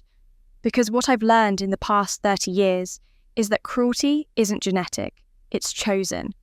Every day, my parents chose to treat me as less than. Every day, they chose favoritism over fairness, image over integrity, comfort over courage. Those were choices, not biological imperatives." I look back at my father, seeing him truly shrink for the first time. "You chose to be who you are, and I chose differently. I chose to save your company, even though you'd never saved me from anything. I chose to warn Emily about Jonathan, even after you threatened to cut me off. I chose to keep coming back, keep trying, keep hoping you might finally see me, not because of genetics, but because I chose to be better than you taught me to be." I held up the letter one more time. "The person who can't see sunlight doesn't mean the sun stopped shining. I've been shining for 30 years, working hard, helping people, building a life, loving and being loved. You simply kept your eyes closed. You chose blindness over sight, and that's on you, not on me." The declaration hung in the air like a benediction. I'd turned his weapon, the secret he'd thought could destroy me, into my liberation. The adoption wasn't my shame. It was his. It proved that, even without his blood, I'd become someone worthwhile. And it proved that with his blood, he'd become someone cruel. Emily was crying again, but differently now, grief for the family. We'd never been, maybe, or recognition of the sister she'd failed to defend. My mother had collapsed into a chair, her face buried in her hands. My father just stood there, every weapon stripped away, every defence shattered. And that's when Jonathan, forgotten, in the drama of family revelations, made his move. The groom started running toward the exit. Jonathan made it perhaps 15 feet before Marcus's security detail moved into position. They didn't tackle him or use any dramatic force, they simply stepped into his path with the immovable presence of men trained in close protection. Jonathan ran directly into the taller guard's chest and bounced backward like he'd hit a wall, stumbling in his expensive wedding shoes. He spun around looking for another exit, his carefully styled hair now dishevelled, his bow tie hanging loose, that polished veneer completely shattered. The hotel security had already moved to block the other doors during the document revelations, turning the elegant atrium into an inescapable space. "Let me through," Jonathan demanded, trying to summon some authority. "You have no right to detain me. This is false imprisonment. I'll sue every one of you." "Actually, we have every right," Marcus said calmly. "The police are already here. They've been waiting outside for about 20 minutes while we compiled evidence. I thought it would be more efficient to present everything at once, rather than have them arrive in the middle of revelations."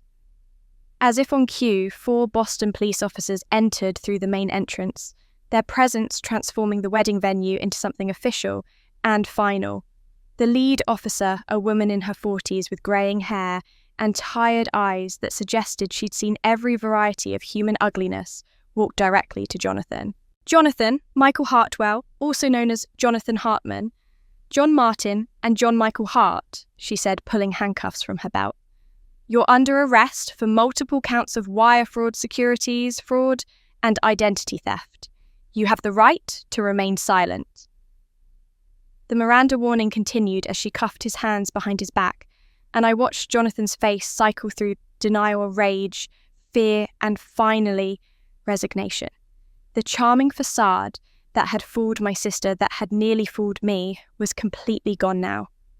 What remained was just a predator caught in a trap, calculating whether there was any possible angle left to exploit. This is insane. He tried one last time, looking at Emily with what might have been genuine desperation, or might have been his final performance. Emily, you know me. You know I love you. Tell them this is all a misunderstanding. We can work this out. We can... Don't, Emily said, her voice raw but firm. Don't say my name. Don't talk to me. Don't even look at me. The officer led Jonathan toward the exit, past rows of shocked wedding guests, holding up phones to capture this moment. I heard the clicks of cameras, saw the glow of screens as people texted and posted in real time. Whatever privacy my family might have hoped to maintain was gone. By tomorrow morning, this wedding would be viral, hashtags already forming news outlets, already being contacted, the story spreading through Boston's social circles like wildfire.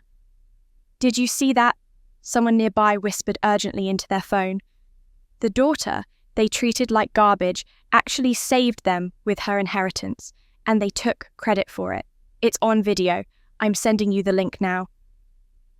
The adoption thing is crazy too, another voice added. They adopted her as a favour to his mother, then treated her like a burden her whole life. Who does that? The whispers multiplied, overlapping, creating a soundtrack of judgment and scandal. I saw Sarah Chen filming on her phone, probably to show her husband what his business partner had really done with that mystery capital injection 8 years ago. Other guests were already typing furiously on their devices, the story being shaped and reshaped with each retelling. My mother's worst nightmare. What will people think was being realised in real time, and the answer was devastating. People thought she and my father were monsters. People thought they'd stolen from their own daughter and then erased her from family history. People thought they'd plotted to exclude her from a wedding while preparing legal documents to disown her. And all of it was true, documented, irrefutable. Guests started leaving in waves. Some approached Emily, first offering awkward condolences. "I'm so sorry, dear, if you need anything," before fleeing to their cars and their own phones, where they could discuss this scandal without the family watching.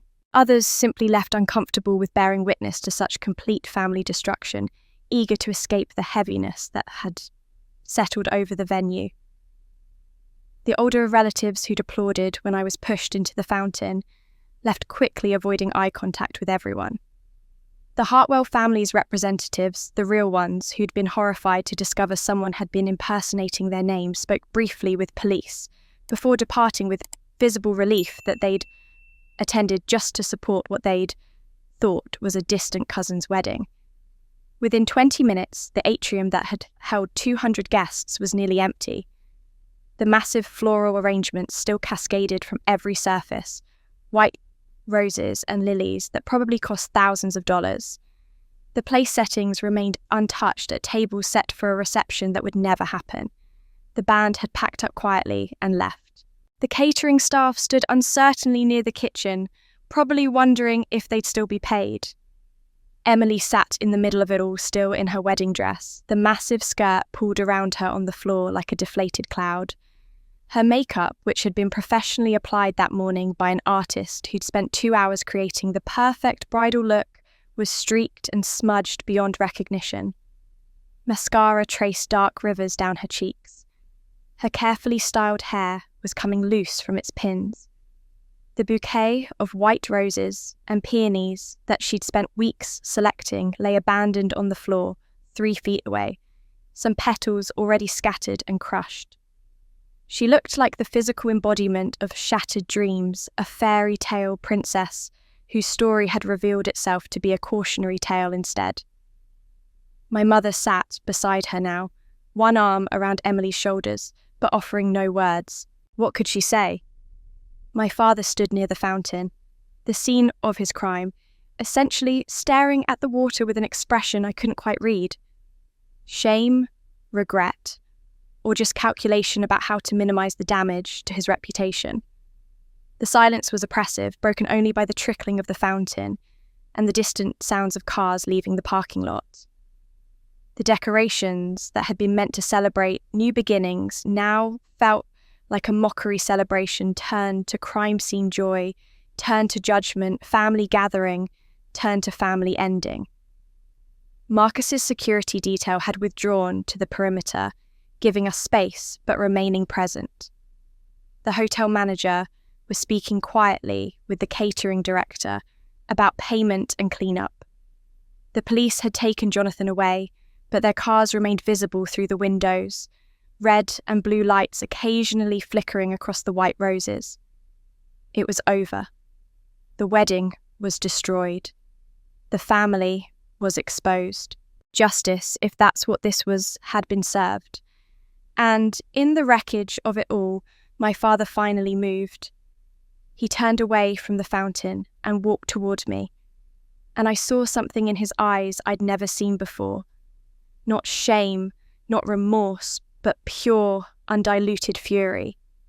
My father turned to me with fury in his eyes.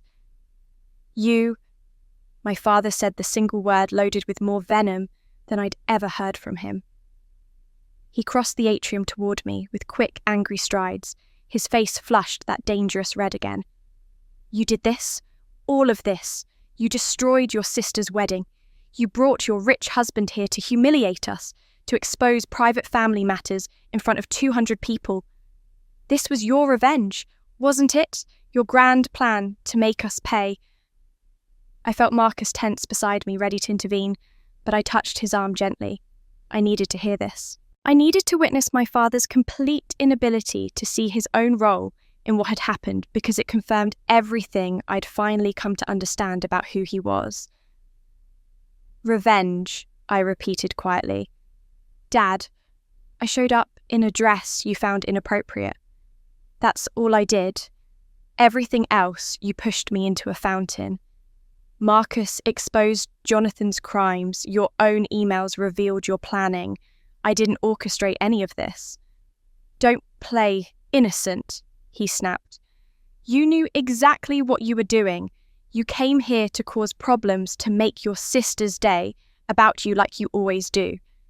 And when that wasn't enough, you had your husband parade his wealth around, dig up ancient history about the mortgage, reveal the adoption, all to make us look bad." The accusation was so absurd, so disconnected from reality, that I almost laughed.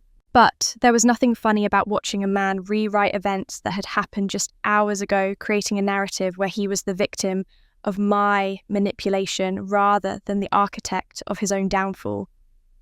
My mother rose from where she'd been sitting with Emily, her face blotchy from crying, but her voice taking on that wounded tone she used when she wanted people to feel guilty for hurting her. "Courtney, how could you? After everything we did for you.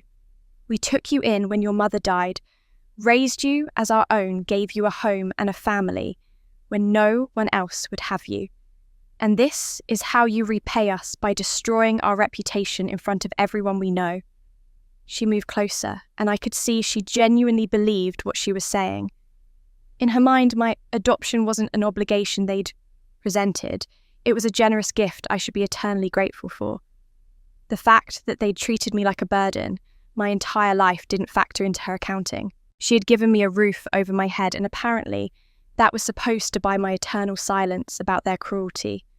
"You repay us," she continued, her voice rising with emotion, "by airing our private business in public, by bringing receipts and documents like you're building a legal case against us. What kind of daughter does that? What kind of person systematically destroys her own family? A person you pushed into a fountain, Marcus said coolly. A person you've been systematically erasing for 30 years. Maybe that kind of person. You don't understand, my mother said, turning to him with desperate conviction. You don't know what it's like raising someone who isn't truly yours, who doesn't quite fit, who always seems to be looking for problems where there aren't any. We did our best with a difficult situation. Were we perfect? No. But we tried, and this public humiliation is what we get for our efforts. I wanted to scream.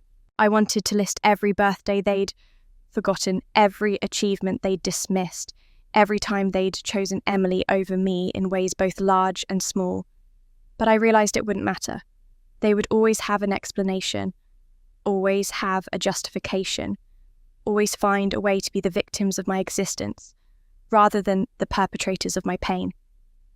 Then Emily spoke, and that hurt worst of all. You should have tried harder, she said, her voice hoarse from crying. She was still on the floor, but she turned to look at me, her wedding dress stained and crumpled. When you warned me about Jonathan, you should have made me listen. You're the financial expert, the smart one. You knew he was dangerous and you just gave up. You let me walk into this because you were too cowardly to fight for me. The words struck like physical blows.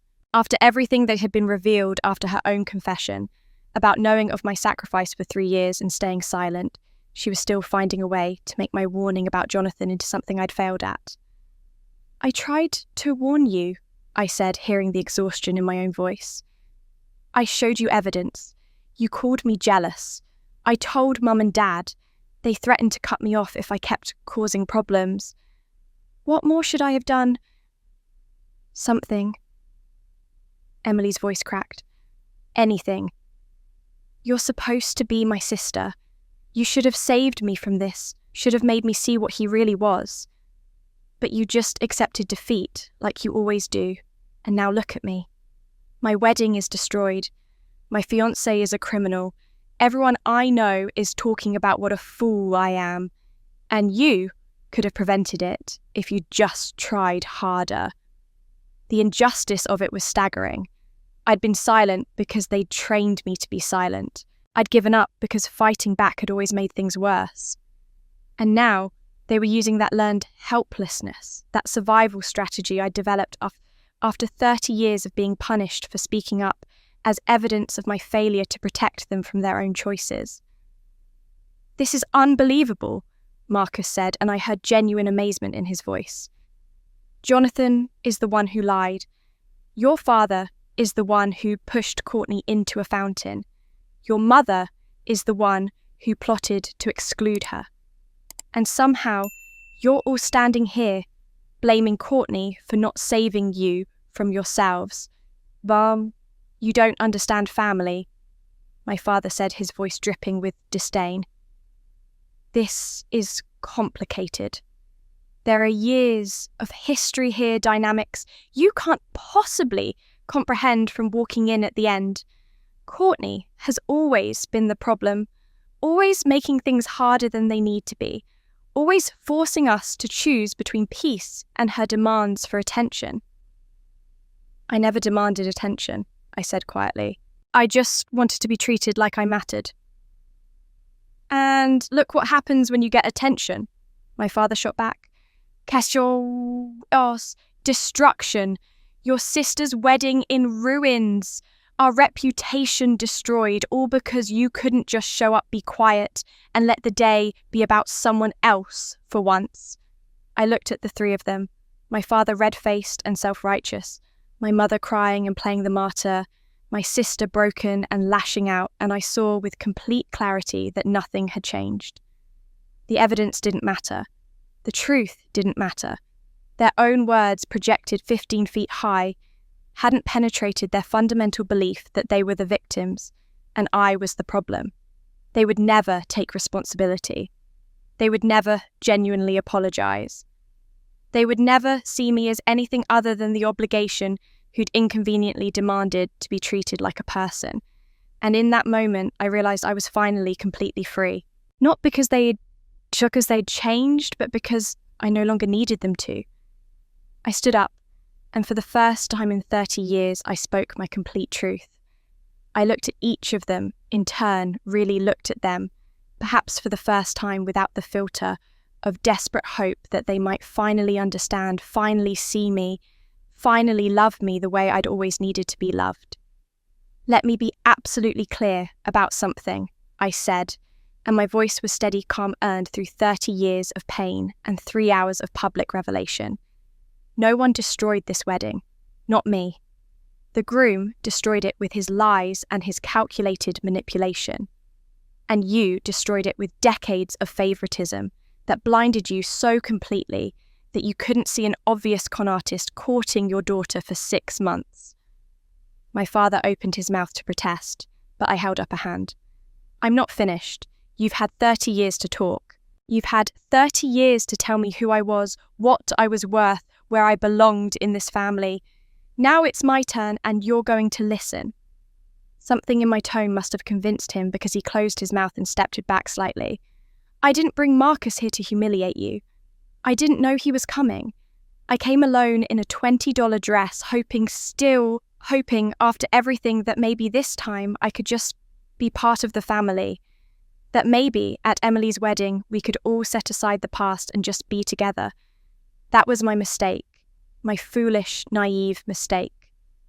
I turned to Emily, who was still sitting in her ruined wedding dress, tears flowing silently now. "Emily, I tried to warn you about Jonathan.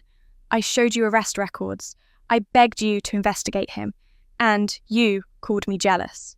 Dad threatened to disown me if I kept pushing. So yes, I gave up. I learned to give up because that's what 30 years in this family taught me, that fighting back only makes things worse. That speaking up only marks me as the problem. That the only way to maintain any connection at all was to stay quiet and accept whatever scraps of belonging you were willing to throw my way." My voice caught slightly, but I pushed through. "But you're right about one thing. I should have tried harder. Not for you, but for myself. I should have screamed louder, fought harder, refused to be silenced, even when silence felt like my only option. Because my silence didn't protect you. It never protected anyone. It just allowed bad things to happen, more quietly." I looked at my parents standing side by side in their expensive formal wear, their faces reflecting everything from rage to shame to stubborn defensiveness. "And you," I said to them, "you keep calling today a destruction of the family. But what family? When was there ever a real family here? You took me in 30 years ago because grandmother asked you to, and you've resented it every single day since. You called me a problem in your emails. You prepared legal documents to disown me if I dared to show up at my sister's wedding.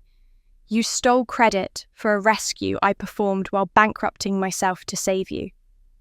My mother made a small sound of protest, but I continued. "Your favoritism didn't just hurt me, it disabled you. You were so focused on making Emily's life perfect, so determined to see only what you wanted to see, that you missed every warning sign about the man she was marrying. Your selective blindness, your determination to ignore any reality that didn't fit your preferred narrative, nearly destroyed your favourite daughter too. She's sitting here in a ruined wedding dress because you taught her that uncomfortable truths should be ignored, and messengers bearing bad news should be silenced." I took a breath, feeling something massive shifting inside me, not breaking, but settling into its proper place. "So when you ask how I could destroy this family, I have to tell you I didn't destroy anything. I simply turned on the lights. I simply stopped pretending that the way you treated me was normal or acceptable or something I deserved. And yes, in that light, things looked terrible. But they always were terrible. You just preferred the darkness because it let you avoid seeing what you were doing." My father's face had gone through several colour changes, settling on a dangerous red. "You ungrateful. I'm not ungrateful. I interrupted, and my voice had steel in it now. I'm grateful for the roof you gave me and the food you fed me. But you don't get credit for basic obligations to a child in your care. You don't get to hold those things over my head like they were generous gifts, rather than the bare minimum of what you owed to a child who'd lost her mother and had nowhere else to go. I turned to look at the empty atrium, the abandoned tables, the wilting flower arrangements, the evidence of a celebration that would never happen. I won't let anyone crush my self-worth again. Not you. Not anyone.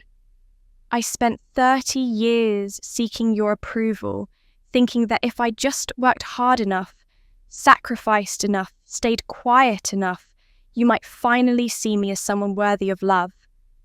But today, I realize something that's been true all along.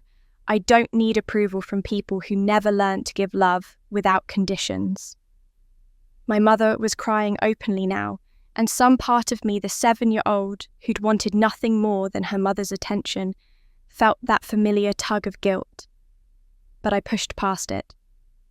I forgive you, I said, and I meant it. Not because you deserve forgiveness or because you've earned it, but because holding on to hatred would poison my life, not yours. Because carrying your cruelty with me for the rest of my life would only let you keep hurting me long after I've walked away. So I forgive you. I release you from the burden of my expectations. I release myself from the burden of hoping you'll change. The words hung in the air like a benediction and a farewell. But forgiveness doesn't mean reconciliation, I continued. Forgiveness doesn't mean I'm going to keep showing up to be hurt again. It doesn't mean I'm going to keep hoping that this time you'll treat me like I matter. It means I'm choosing peace for myself, not relationship with you. It means I'm choosing my own healing over your comfort. I looked at Emily one last time. I'm sorry your wedding ended this way. I'm sorry you're hurting. But I'm not sorry the truth came out. The truth always should have been out for your protection as much as mine. Then I looked at my parents and said the words I'd needed to say for 30 years. I'm not your problem anymore. I'm not your obligation. I'm not the difficult daughter who makes everything complicated. I'm just done. I'm done trying to earn love from people who don't know how to give it. I'm done making myself small to make you comfortable. I'm done carrying the weight of your mistakes and your cruelty and your inability to see me as fully human. My husband placed his hand on my shoulder and we walked toward the exit. The atrium that had been filled with 200 voices just hours ago was now eerily silent except for the sound of our footsteps on the marble floor. Each step echoed amplified by the high ceilings, an empty space marking a rhythm that felt ceremonial final like a processional in reverse. We weren't walking toward anything, we were walking away, and everyone who remained knew it. I didn't rush. There was no need to flee, no shame driving me to escape quickly. Instead, Marcus and I moved at a measured pace, dignified as if we had every right to be here, which we did, and no reason to hide. His hand stayed steady on the small of my back, not guiding me, not hurrying me, just present. A reminder that I wasn't alone in this departure the way I'd been alone in nearly everything else with this family.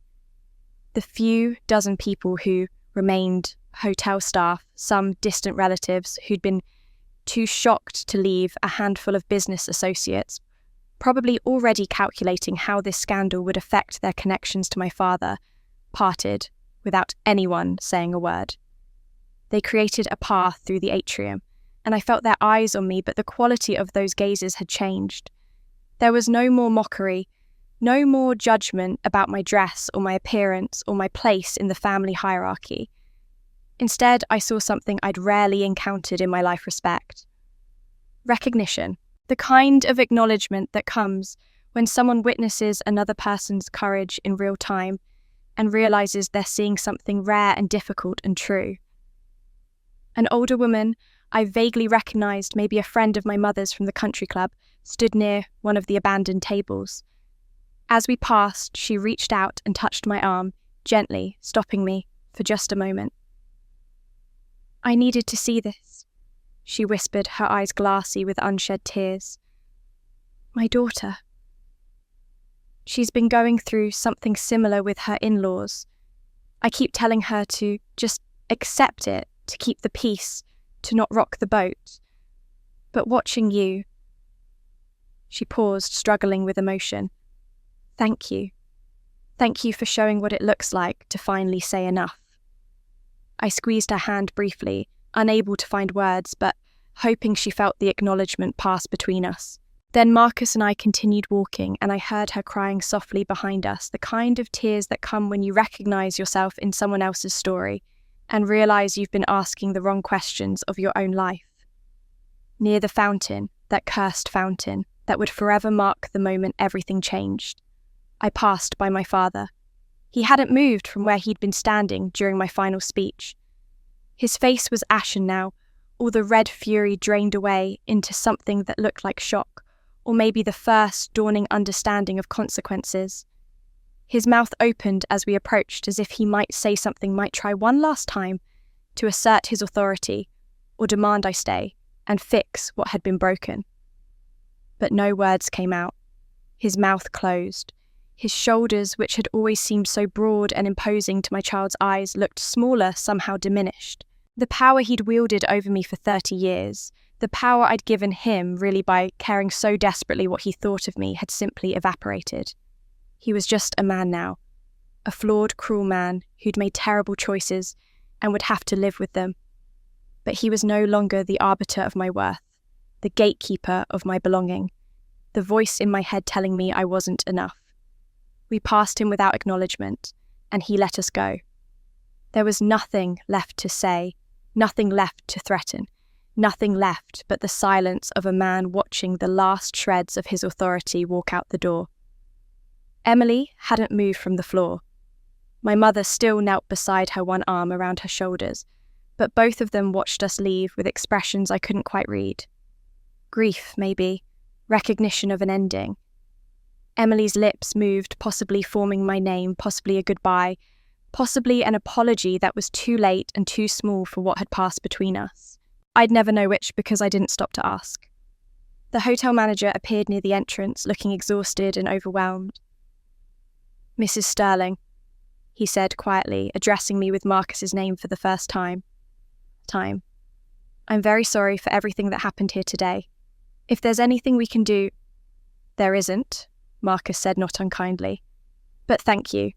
The manager nodded, then added, "For what it's worth, that took extraordinary courage. Both of you." Then we were through the doors, passing from the climate-controlled perfection of the Riverside estate into the early evening air of a November night in Massachusetts. The cold hit my face like a baptism, sharp and clean and real. I stopped on the steps right where Marcus's car had pulled up just hours ago, and I breathed, really breathed, deeply, pulling the cold air into my lungs like it was the first clean oxygen I'd had in 3 decades. I felt something physically lift from my shoulders. Not Marcus's jacket, which I was still wearing, but some invisible weight I'd been carrying so long, I'd stopped noticing it was there. The weight of hope that had become burden. The weight of trying to earn love from people who couldn't give it. The weight of making myself small enough to fit into spaces that were never meant to hold me. It lifted, and I felt lighter than I could remember feeling since I was a child, before I'd learnt to measure my worth by their attention, before I'd understood that some families love their children, and some families simply house them. Behind us, the door closed with a soft click, cutting off the soft sounds of crying and uncomfortable silence from inside. That click felt symbolic, a chapter ending, a book closing a door, shutting on a room I didn't need to enter again. Marcus's security had brought the car around, and he opened the door for me himself, something he usually let his detail handle. I slid into the back seat, and he slid in beside me. The door closed, cocooning us in leather and quiet and safety. "Are you okay?" he asked. And there was so much care in those 3 words that I felt tears finally well up, not tears of sadness, but of relief so profound it needed some kind of physical release. "I am," I said, and realised I meant it. "I really, truly am." The car pulled away from the Riverside estate, and through the rear window, I watched the building shrink in the distance. The lights still blazed, illuminating a wedding that would never be celebrated, a family that had fractured beyond repair, secrets that were secrets no more. Behind those walls, my father would have to face what he had done. My mother would have to sit with her choices. Emily would have to rebuild from rubble, and I turned to face forward toward the windshield and the road ahead, and the life waiting for me outside the shadow of their judgment. I didn't look back again. But the consequences for my family were just beginning. I didn't follow what happened to my family after that night. I didn't need to. I'd spent 30 years orbiting their drama, trying to earn my place in their story. Now I had my own story to live, my own life to build without their judgment colouring every choice. But in a community like ours, where everyone knew everyone, where social circles overlapped and business connections ran deep, news travelled whether you sought it out or not. And the news about my family spread like wildfire through dried brush, consuming their carefully cultivated reputation in a matter of days. Marcus's assistant mentioned it first, casually, while we were reviewing some property contracts the week after the wedding. "The video from the Adams wedding is everywhere," she said, scrolling through her phone. "It's been shared over 50,000 times on social media. Someone created a hashtag #AdamsWeddingExposed, and it's trending in the Boston area. People are analysing every detail, every document your husband presented, every word that was said." I felt a twist in my stomach. Not regret exactly, but something complicated. I hadn't wanted to go viral. I hadn't wanted my pain to become entertainment for strangers dissecting family dynamics over their morning coffee. But I also couldn't deny that the exposure meant consequences, and consequences meant my family couldn't simply sweep this under the rug the way they'd swept away 30 years of mistreatment. Sarah Chen called me 3 days later. I almost didn't answer. I'd been avoiding most calls, protecting the peace I was building, but something made me pick up. "Courtney," she said, her voice tight with barely controlled anger, "I need you to know that Thomas and I had no idea where that capital injection came from. Robert told us he'd secured a personal loan, that he'd leveraged some assets. He never mentioned you. He never mentioned that a 22-year-old had mortgaged her inheritance to save our company." "I know," I said quietly. "He wouldn't have." "We've withdrawn from the business partnership," she continued. "Thomas can't work with someone who'd lie about something like that, who'd let his daughter sacrifice everything while taking public credit. But I wanted you to know. We're also encouraging the IRS to look into the company's tax filings from that year." My heart skipped. "Sarah?" "He claimed that $200,000 as a personal capital investment," she said, "which means he didn't pay gift tax on it, didn't report it properly, didn't acknowledge it came from you. That's tax fraud, Courtney. And after what we saw at that wedding, after watching him push you into a fountain and blame you for everything, I'm not going to help him hide this anymore."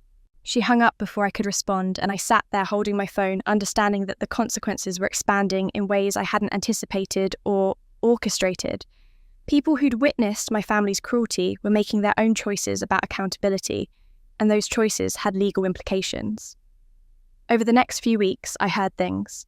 My hairstylist, who also styled several of the women in my mother's social circle, mentioned that my mother had stopped coming in for her regular appointments.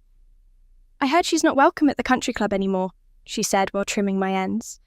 "Membership temporarily suspended pending some kind of internal review. And the charity board she chaired, they asked her to step down, said they couldn't have someone associated with that kind of scandal representing their organisation. My dentist, whose practice served half the business community in our area, mentioned during a routine cleaning that my father had lost 3 major accounts in 2 weeks. Companies don't want to be associated with him right now, the hygienist said, too fascinated by gossip to remember professional discretion. The video made him look so cruel, pushing his own daughter like that. Bad for their image to have him managing their portfolios. I ran into a former neighbour at the grocery store, someone who'd lived on our street when I was growing up. She hugged me awkwardly, emotionally, and said, "I always wondered why you seemed so sad as a child. Now I understand. I'm sorry I never asked, never looked closer. We all just assumed your parents were wonderful because they looked wonderful, you know. The community that had once celebrated my parents, that had envied their perfect family and successful business, had turned on them with the fervour of people who felt betrayed or complicit. They'd been at those family events where I was overlooked. They'd witnessed years of subtle cruelty and said nothing, done nothing, because it was easier to believe the fiction than confront the truth. Now that the truth was unavoidable, documented, viral, they couldn't unsee it. And their discomfort with their own past blindness translated into rejection of the people who'd made them complicit. Marcus told me about 6 weeks after the wedding that the IRS had indeed opened an investigation into my parents' company. Apparently, multiple people from the wedding contacted them, he said. Former business partners, guests who work in finance, people who recognise the tax implications of what your father did with that money. The auditors are going through 8 years of records. I felt that complicated twist again, vindication mixed with something that wasn't quite guilt, but wasn't quite comfort either. What will happen to them? If they find what they're looking for, fines probably substantial ones. Possible charges depending on how intentional the fraud was. Your father could face criminal penalties, though more likely they'll settle with a massive fine and restitution. I nodded, slowly processing this. I hadn't wanted to destroy them. I just wanted to stop being destroyed by them. But the consequences weren't really coming from me. They were coming from the community's response to seeing who my parents really were, from institutions and individuals making their own choices about accountability and association. Through it all, I heard nothing from Emily. No calls, no texts, no attempts to reach out or repair what had been broken between us. I didn't know if that was her choice, or my parents' influence, or simply because she was too devastated to function. Someone mentioned they'd seen her moving back into my parents' house, no longer in her own apartment, retreating into the only shelter she had left. I imagined the three of them in that house that had always projected perfection, my father stripped of his authority and facing financial ruin, my mother exiled from the social circles that had defined her worth, Emily shattered by betrayal and probably still raw from her role in years of my mistreatment. 3 broken people sitting in rooms that suddenly felt too big and too empty, facing the reality that reputation built on cruelty eventually collapses under its own weight. I didn't take pleasure in their suffering, but I didn't feel responsible for it either. They had made choices, decades of choices, and consequences were simply reality catching up with those choices. I hadn't created those consequences. I just stopped absorbing them on their behalf. 2 months later, my phone rang with a call I didn't expect. The number wasn't in my contacts, but the Boston area code was familiar enough that I answered, thinking it might be a client or colleague. What I heard instead was a woman's voice I didn't recognize, trembling with emotion. "Is this Courtney Sterling?" she asked. "I got your number from Barbara Morrison at Commonwealth Financial. She said it would be okay to call." I didn't know Barbara well enough to have given permission for this, but something in the woman's voice made me stay on the line. "This is Courtney. How can I help you?" "You don't know me. My name is Patricia Brennan. I was a guest at your sister's wedding. I'm friends with your mother, or I was." She took a shaky breath. "We've known each other through the country club for about 15 years. My stomach tightened. Another person calling to discuss the wedding, probably to offer sympathy or criticism, or questions I had no interest in answering. "Mrs. Brennan, I appreciate you reaching out, but I'm really not discussing the events of that day anymore." "Please," she interrupted, her voice cracking. "Please, just let me say this. I've been trying to work up the courage to call for 6 weeks. If I don't say it now, I never will." Something in her desperation made me pause. I walked to the window, looking out at the Boston skyline as evening fell. "Okay, I'm listening." I heard her exhale like she'd been holding her breath. "I wanted to thank you. I know that probably sounds strange, and I know you weren't trying to help anyone, but yourself that day, but watching you stand up to your family the way you did, it changed something in me." She paused and I heard crying being suppressed, controlled. When she spoke again, her voice carried years of pain I recognized intimately. "I've been married for 22 years, and for 20 of those years my husband has treated me with casual cruelty. Not abuse, nothing you could point to and call the police about. Just disrespect, dismissiveness, making me feel small and stupid and lucky that anyone would put up with me at all." The words hit me like physical things. I'd felt that way for 30 years, lucky to be tolerated, grateful for scraps of basic decency. "He criticizes everything I do," Patricia continued, gaining strength. "The meals I cook are never quite right. My household management is inefficient. My opinions are dismissed before I finish speaking. In front of our friends, he makes jokes about my intelligence, my appearance. Everyone laughs because it seems harmless, like normal married banter." I found myself nodding, recognizing that pattern of public humiliation disguised as humor. "I don't work outside the home. We decided I'd stay with the kids, but that became evidence that I contribute nothing of value. He acts like his salary is his money, not ours. Like the house I maintain and the children I raised are worth nothing because there's no paycheck."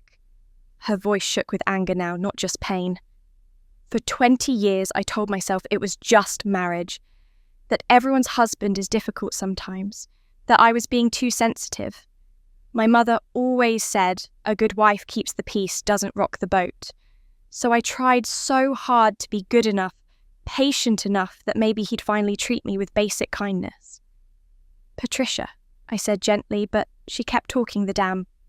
Fully broken. "Then I was at your sister's wedding, and I watched your father push you into that fountain.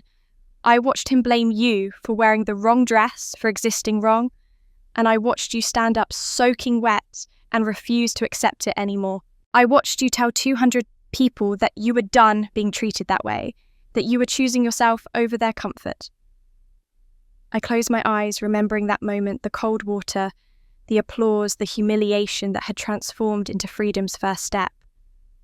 When your husband said no one has the right to hurt her, I realized that in 22 years my husband has never said anything like that. He's never defended me. He's never treated my dignity as something worth protecting. Her voice broke completely.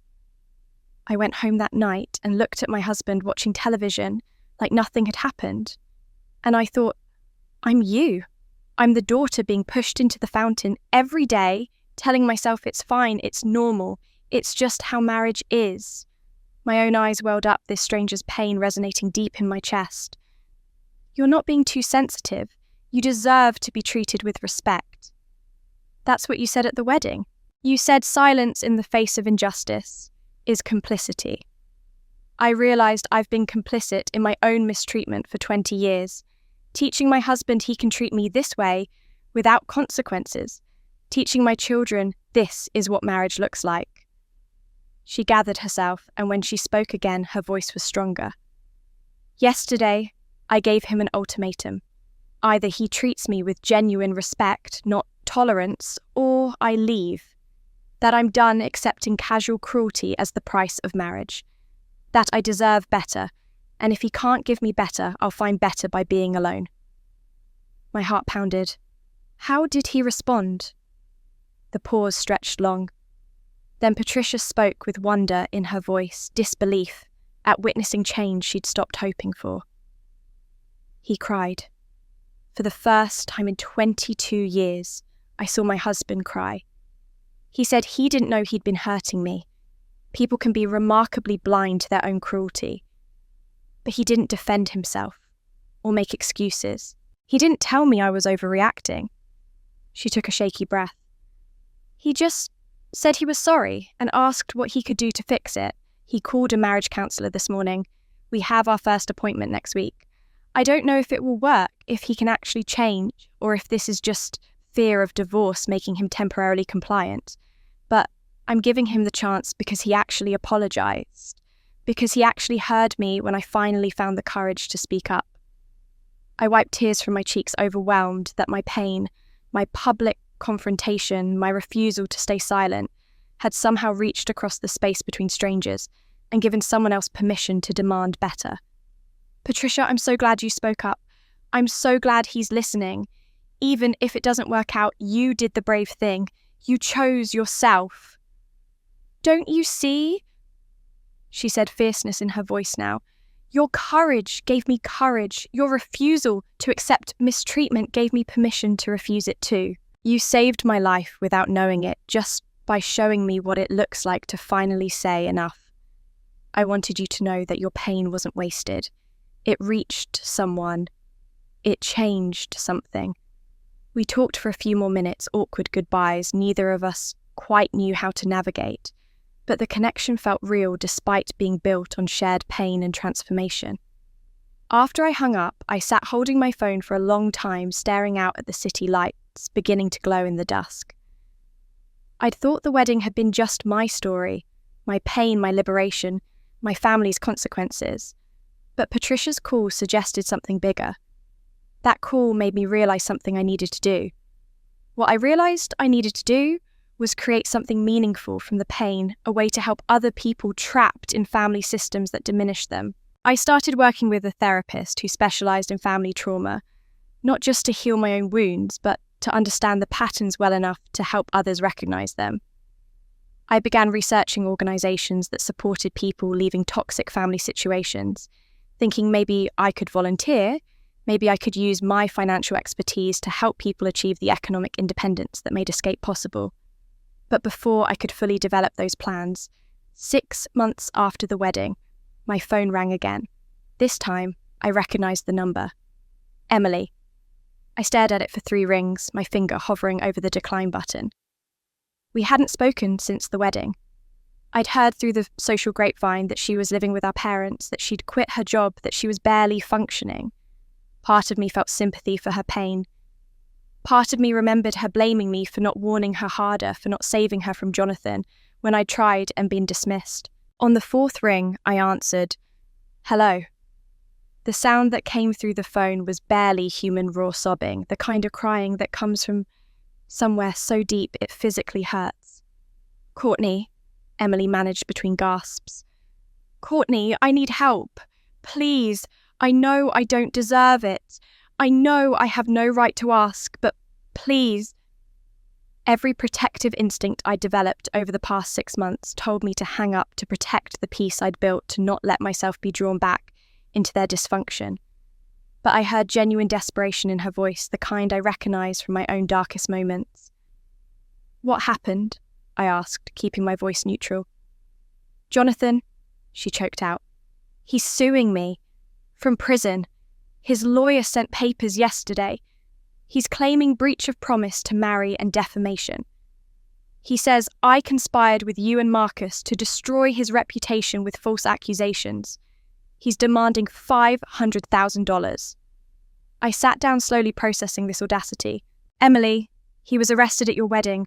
There's video evidence of his crimes. He was convicted and sentenced. How could he possibly..." "His lawyer says the criminal case doesn't prevent civil action.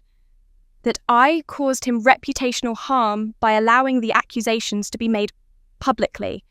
That because I was his fiancée, I had a duty to defend him." Her voice rose to near hysteria. "Courtney, I don't have $500,000. I don't have anything. I quit my job after the wedding because I couldn't face people. I've been living with Mum and Dad, but they can't help me. They're facing their own legal problems with the IRS. They might lose the house. I don't have money for a lawyer. I don't know what to do." I closed my eyes, feeling the familiar tug of family obligation, warring with self-preservation. This was how it always started a crisis.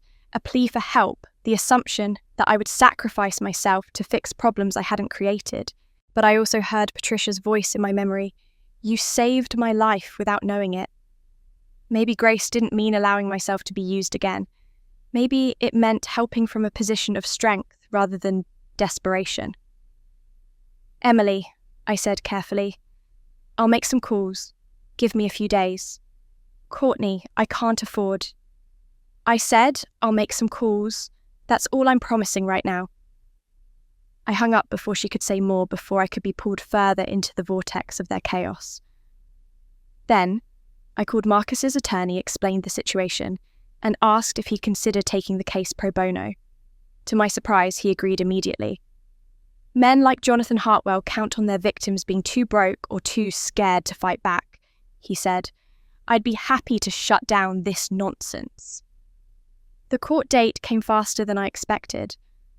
Emily didn't know I'd arranged representation until Marcus's attorney, David Chen, appeared beside her in the courtroom. I watched from the gallery, keeping my distance, but needing to see how this played out.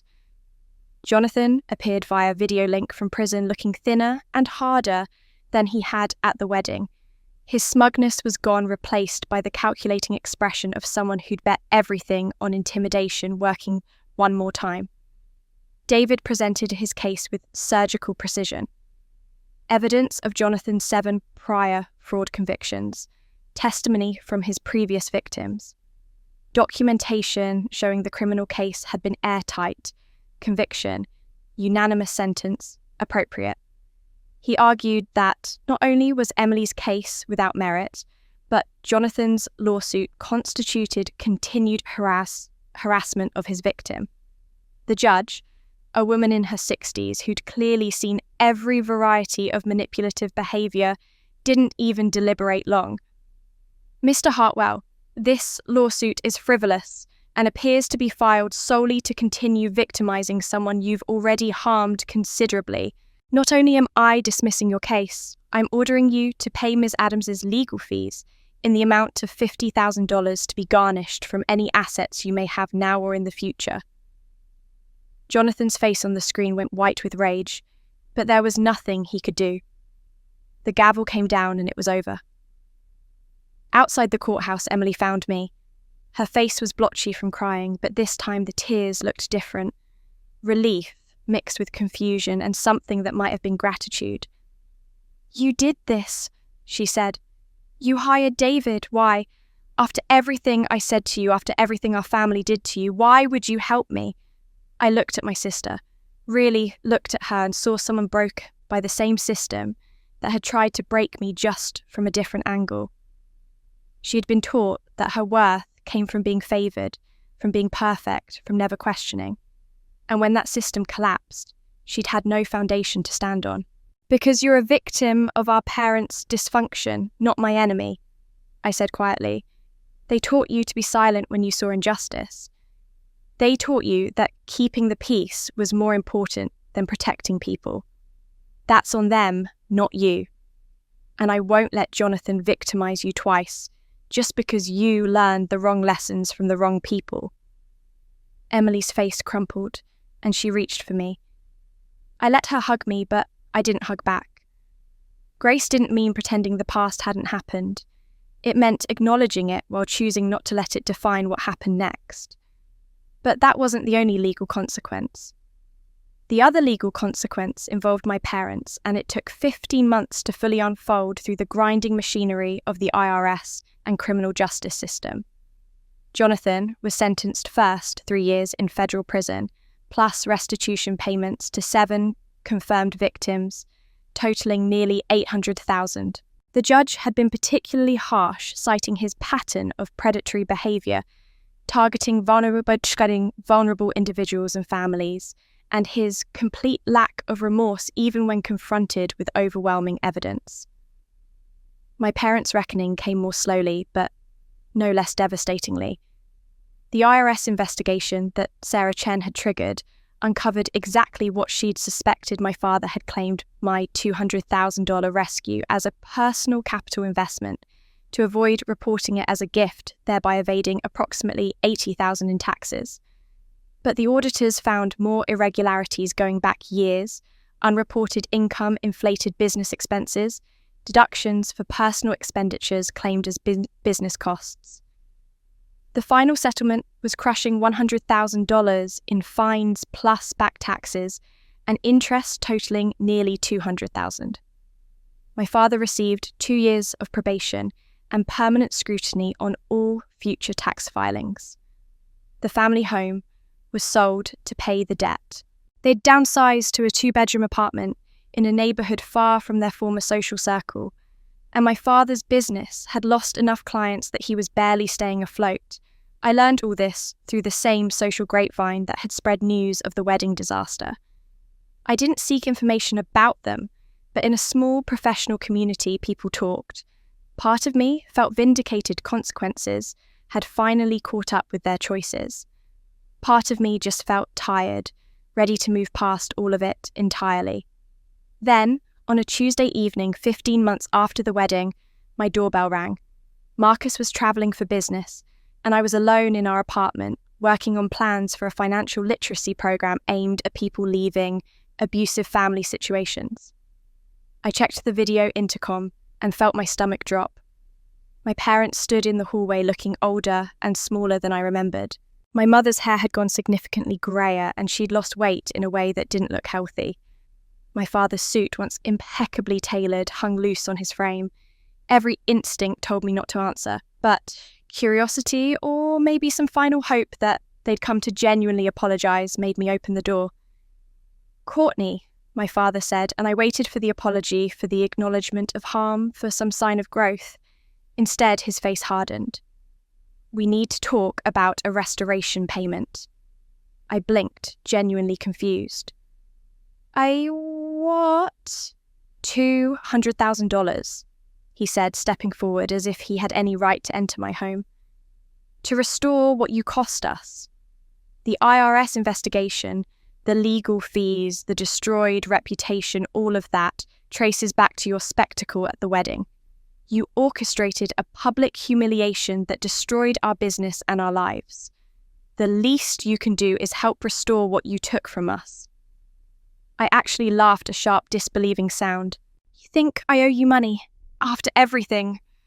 If you don't pay, you'll pay," my mother said, and her voice trembled, not with shame, but with threat. "We'll go to the media. We'll tell them you planned the whole thing with your husband, that you brought him to the wedding specifically to expose us, that you coordinated with Jonathan's victims beforehand, that you orchestrated a public takedown for revenge. We'll destroy your reputation the way you destroyed ours." I stared at them, feeling something settle into place inside me. A cold, clear understanding that they would never change, never take responsibility, never see me as anything but a problem to be managed or a resource to be exploited. "So you're attempting extortion," I said, calmly reaching into my pocket and pulling out my phone. The recording app had been running since before I opened the door. Massachusetts was a one-party consent state, and I'd learned to protect myself. "Did you get all of that, or should I ask them to repeat the threat?" My father's face went pale. "You wouldn't dare. I have your threat to destroy my reputation if I don't pay you, recorded clearly on this device," I said. "Extortion is a felony. I could take this to the police right now." My mother's hand flew to her mouth. My father looked like he might be sick. "Here's what's going to happen," I said, and my voice was steel. "You're going to leave. Now.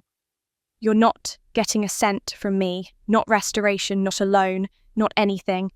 And if you contact me again, if you approach my home, if you spread lies to the media or anyone else, I will give this recording to the police and press charges. Do you understand?" "Courtney, please," my mother started. "Do you understand?" I repeated. My father's jaw clenched, but he nodded. They turned and walked toward the elevator, and I watched them go. Two people who'd been given every chance to choose differently and had chosen cruelty at every turn. I closed the door, locked it, and leaned against it, my heart pounding. They'd come to my home and threatened me. Even after everything, after being exposed, after facing consequences, after losing their social standing and their home, they still couldn't see me as a person deserving of respect. I was still just a resource to be exploited or an obstacle to be eliminated. 3 days later, they returned, but everything was different. When the doorbell rang 3 days after the extortion attempt, I almost didn't answer. But when I checked the video intercom, something was different. They stood with shoulders hunched, faces aged. My mother held a tissue. My father held a business card. I opened the door, but didn't invite them in. If you're here to threaten me again? We're not, my father said quickly, his voice different, smaller. Courtney, please. 5 minutes. If you want us to leave after that, we will. Something in his tone made me hesitate. 5 minutes. From the hallway. My father held up the card. This is Dr. Rebecca Walsh, family therapist specializing in generational trauma. We've been seeing her for the past year, twice a week. A year, I said, surprised. My mother nodded, eyes red. We started 2 weeks after the wedding, after we saw the video, after we realized everything. We're not here for money or threats, my father said. We're here to take accountability. We were wrong, completely, inexcusably wrong. The words sounded foreign in his mouth, but genuine. My mother's voice shook. Dr. Walsh asked me to trace where I learned to treat you this way. My mother favoured my brother. Always. I was just the disappointment. I hated her for it. Tears streamed down her face. Then I did the exact same thing to you. I became the mother I hated. I felt something shift, not forgiveness yet, but recognition. The cruelty had been inherited, passed down until someone chose to break it. We're not asking you to forget, my father said. We're not asking to be back in your life like before, but we wanted you to know we see it now, we see what we did, and we're sorry. I looked at these two people who'd shaped my first 30 years and felt not anger, but sad acceptance. I forgive you, Bert, I said, seeing shock on both faces. Not because you've earned it. I forgive you because forgiveness is how I free myself, not how I excuse you. My mother sobbed. My father's eyes were wet. But our relationship will never return to what you wanted, I continued. I won't be calling for holidays or including you in my daily life. If we see each other, it will be on my terms with boundaries that protect me. That's the best I can offer. My father nodded. That's more than we deserve.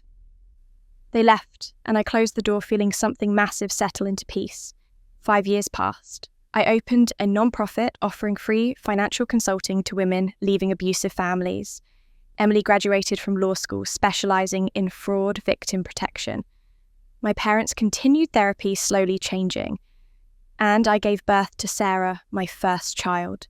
10 more years passed. At 45, I stood before 500 people at Breaking Toxic Family Cycles conference. Emily sat front row taking notes, now a successful attorney. My parents sat in back, not honoured, just learning.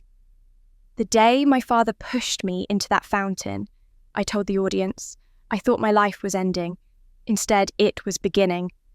Sometimes you need to hit rock bottom to realise you've been digging your own hole by staying. I looked into the camera. If your family has a Courtney, someone invisible, undervalued, love them today. See them today. Because some people won't come back once they finally leave. And you'll spend the rest of your life wondering what you lost. The applause was warm, but the most important moment came when I got home that night. Marcus and our 2 children, Sarah 10 and James 8, were making dinner flour everywhere, laughter filling our kitchen. This was the family I'd built from scratch, the love I'd learnt to accept because I'd finally learned I deserved it. Sarah asked, Mum, why don't we see Grandma and Grandpa often like my friends do? I knelt to her level, because they had an illness called conditional love, and I didn't want you to catch it. James's eyes widened. Can we get that illness? I kissed his forehead, breathing, in the scent of my son, this child who would grow up knowing he was loved without conditions. No, sweetie, because I cut the chain of infection. From my generation forward, we heal. I stood and looked at my family, Marcus stirring sauce, Sarah setting the table, James sneaking bread. This moment, this ordinary Tuesday, filled with flour and laughter and unconditional love, was my victory. Not the viral video or public vindication or even my parents' apology. This kitchen. These children who would never know what it felt like to be invisible in their own family. My parents couldn't love me the right way, but I could love my children the right way. I lost one family to build a better one, and that's how I won. As I watched my children laugh over dinner, I thought about Patricia Brennan's phone call all those months ago, about the women who'd reached out saying my story gave them courage, about Emily finding her purpose in protecting fraud victims, about my parents slowly, painfully learning to be better. The fountain push had been my rock bottom, but rock bottom became my foundation. I'd built a life on truth instead of silence, on boundaries, instead of endless accommodation, on chosen love, instead of obligatory tolerance. Remember, you don't owe anyone your silence. You don't owe anyone your pain. You only owe yourself the truth.